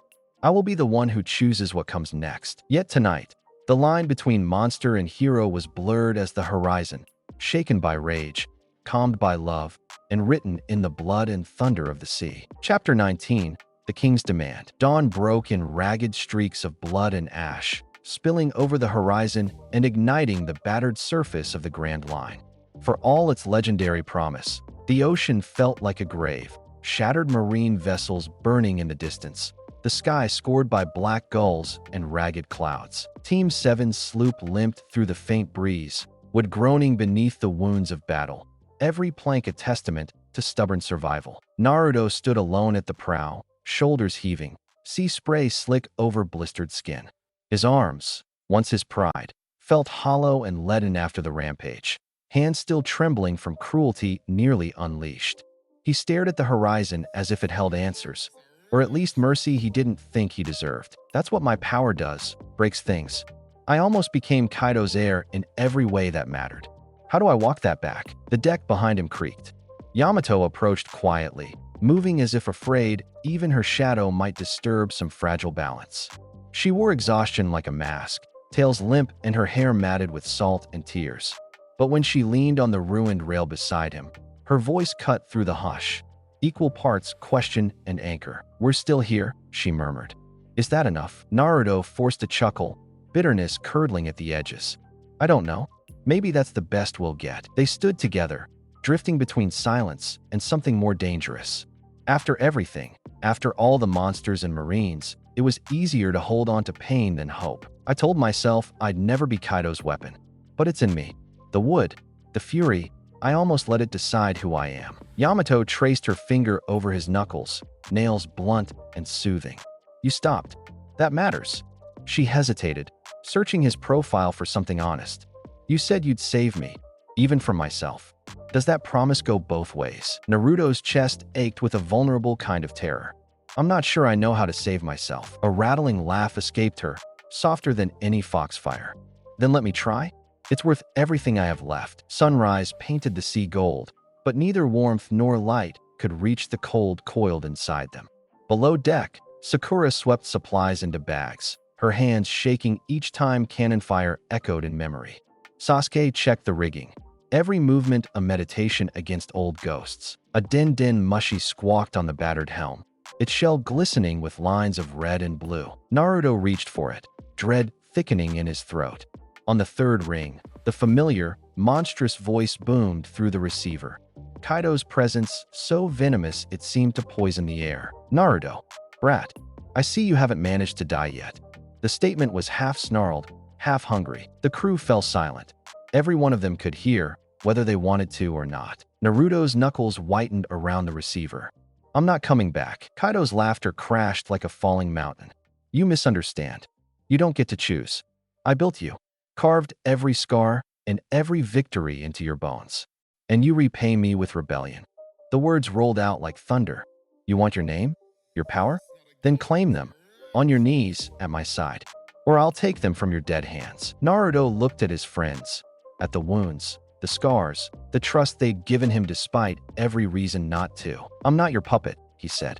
"I killed who you sent. I destroyed your ships. I'll burn your name off my skin. My path, my power.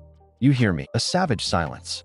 Yamato pressed closer, trembling with every word. Kaido's voice turned cold as steel. "And you, Yamato, you shame your blood. You would side with him.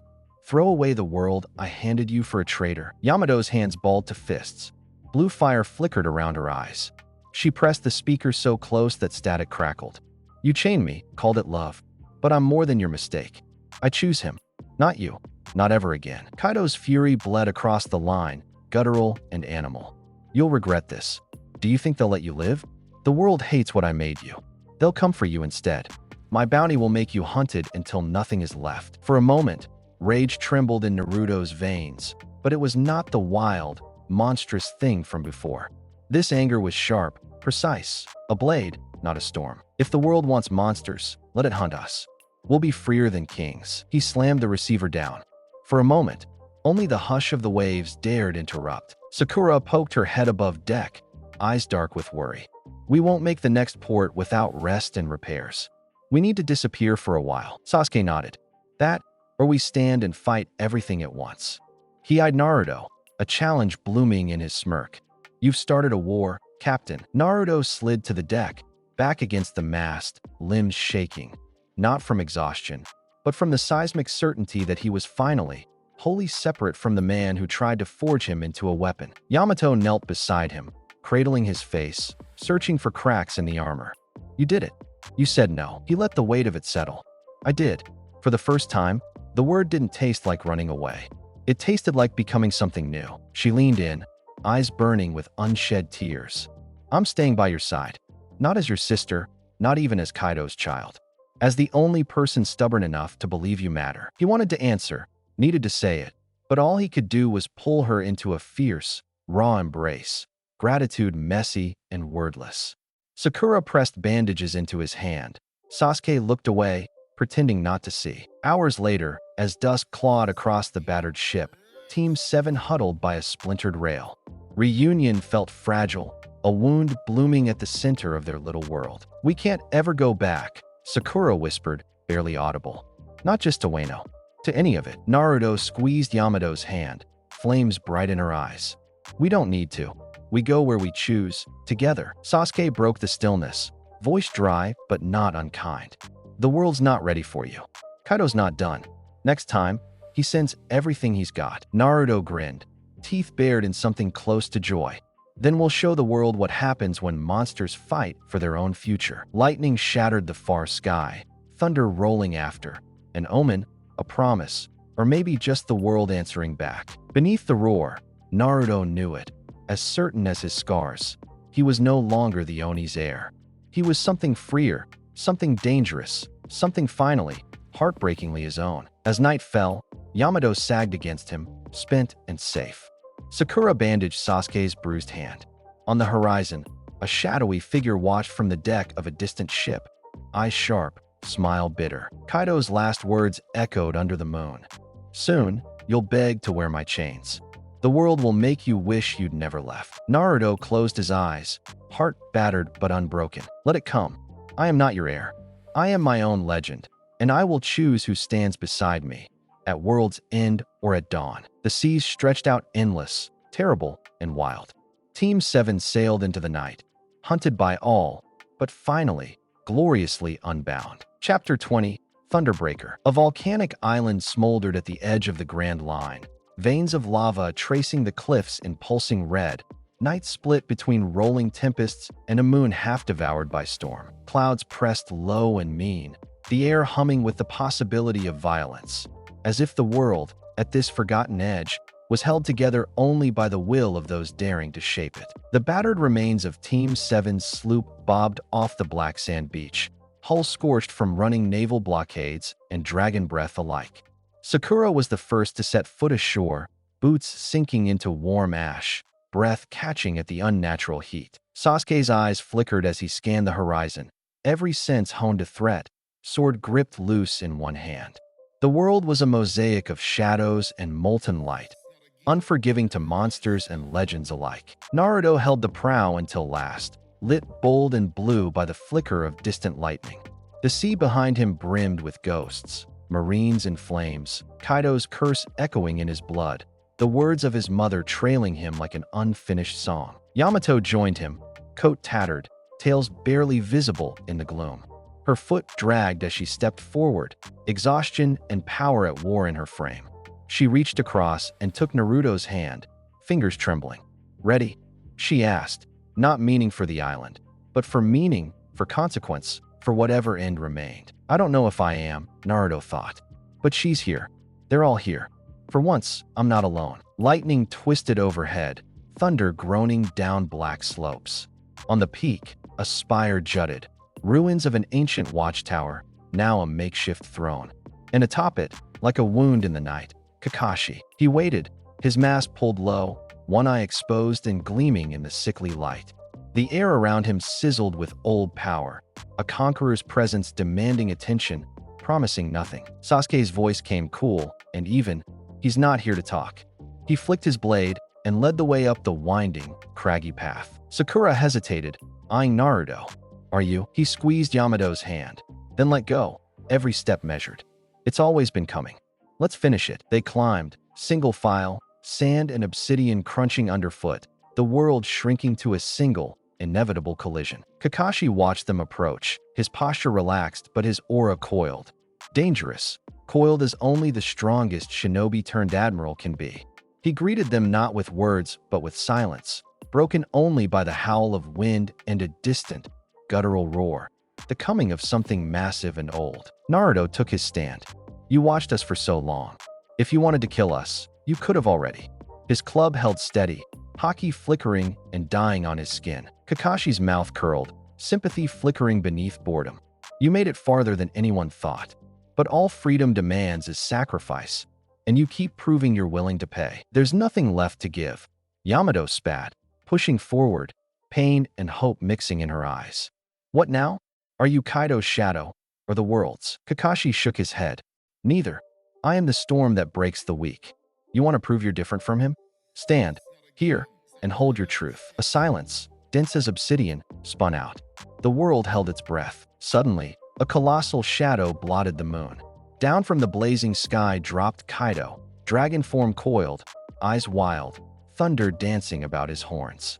He landed behind them with a shockwave that sent rocks splintering, thunder rolling from his throat. "Where you go, I follow, brat," Kaido rumbled, hurricane-voiced and frantic. "You think to deny me? You think your little gods and swords can protect you from the king?" All the old terror roared up in Naruto's blood, Kaido's presence undeniable, drowning out reason. But he stood his ground, Yamato beside him, Team 7 at his back. Sasuke spat. "You want a kingdom? You'll have to step over every corpse here." Kaido bared his fangs. "I'd bury you all to see my name remembered." Kakashi stepped away from the spire's edge, hand drifting to one kunai, Sharingan swirling. "So choose, Oni's heir. Bow or break." Lightning crashed. Sakura moved first, lunging for Kakashi, kunai glinting in the unnatural light. He blocked her with ease, but she pressed him, giving Naruto and Yamato the opening. Kaido's tail struck, carving up rock. Sasuke leapt ahead, blade finding blue fire as he parried blow after blow. Yamato dropped into a crouch, foxfire igniting, nine tails unfurling like banners of war. Her eyes caught Naruto's, fierce with love and terror and finality. Naruto met Kaido's charge, club wrapped in thick haki, the woodwood energy surging through muscle and bone. Every strike echoed the years of brutality and scorn, every dodge a rebellion, not just against Kaido's tyranny, but against the power in Naruto's own blood. Kaido's club met Naruto's in a flare of black lightning, thunder splitting the mountain. Waves crashed onto the shore below, nature bending to their fury. Naruto roared, slamming his club down, sending haki-laced roots exploding from the earth, anchoring Kaido's feet, winding up the dragon's scaled shins. Kaido laughed, and fire burst from his jaws. "You are my legacy," he bellowed, blue flame washing over Naruto. Yamato screamed, plunging forward. Her foxfire stretched, tails whipping through fire and shadow, intercepting Kaido's breath, a comet of orange and blue clashing with dragon's flame. She met Naruto in the blast, shielding him with every ounce of the fox's stubborn will. But even rescue is pain. Naruto burned, skin blistering, the smell of ash and hope mixing in the air. He saw Yamato, trembling, her mask lost, her hands on fire. She breathed his name, one word, a prayer and a promise. And for a heartbeat, he thought he could die in that moment and be at peace. But Kaido was never done. "Fight me," Kaido howled. "Prove you're worthy to leave my shadow." Naruto surged up, pain forgotten, every muscle alive with vengeance and memory. The woodwood fruit blazed in his veins, bark and leaf twining his arms, dragon scales glittering across his chest. He met Kaido's club once, twice, shockwaves sundering stone. Kaido battered him back, roaring, "You are what I made." Naruto's voice split the world. "I am more." He leapt, roots shooting from his feet, catching the spire and slingshotting him skyward. Kaido roared, tail whipping. For a moment, the two hung frozen, father and son, dragon and wild wood. Everything broken in them laid bare. Naruto slammed down, channeling every heartbreak, every failure, every dream he'd ever nursed in darkness. The strike shattered Kaido's club, splinters flying, red lightning exploding up the spine of the mountain. Yamato reached for him, foxfire blurring her shape, her voice breaking. Don't lose yourself." For an instant, Naruto teetered on the edge, the monster in his blood snarling for release. He broke, outward, wild, but not wrong. He seized Kaido, not to kill, but to hold.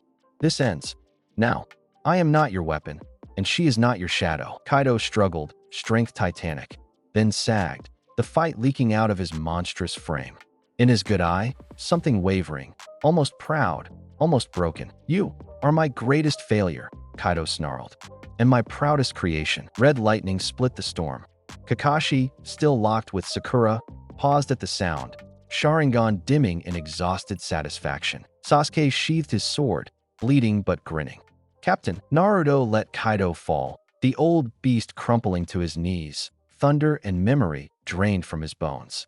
Yamato collapsed, spent, catching herself on Naruto's chest. Kaido's voice was very low. "Go. You've earned your freedom. Let the seas remember your name.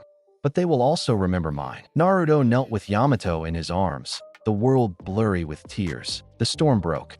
Light poured in. From the cliffs, rebels and fugitives watched, eyes wide. Sakura tended to wounds.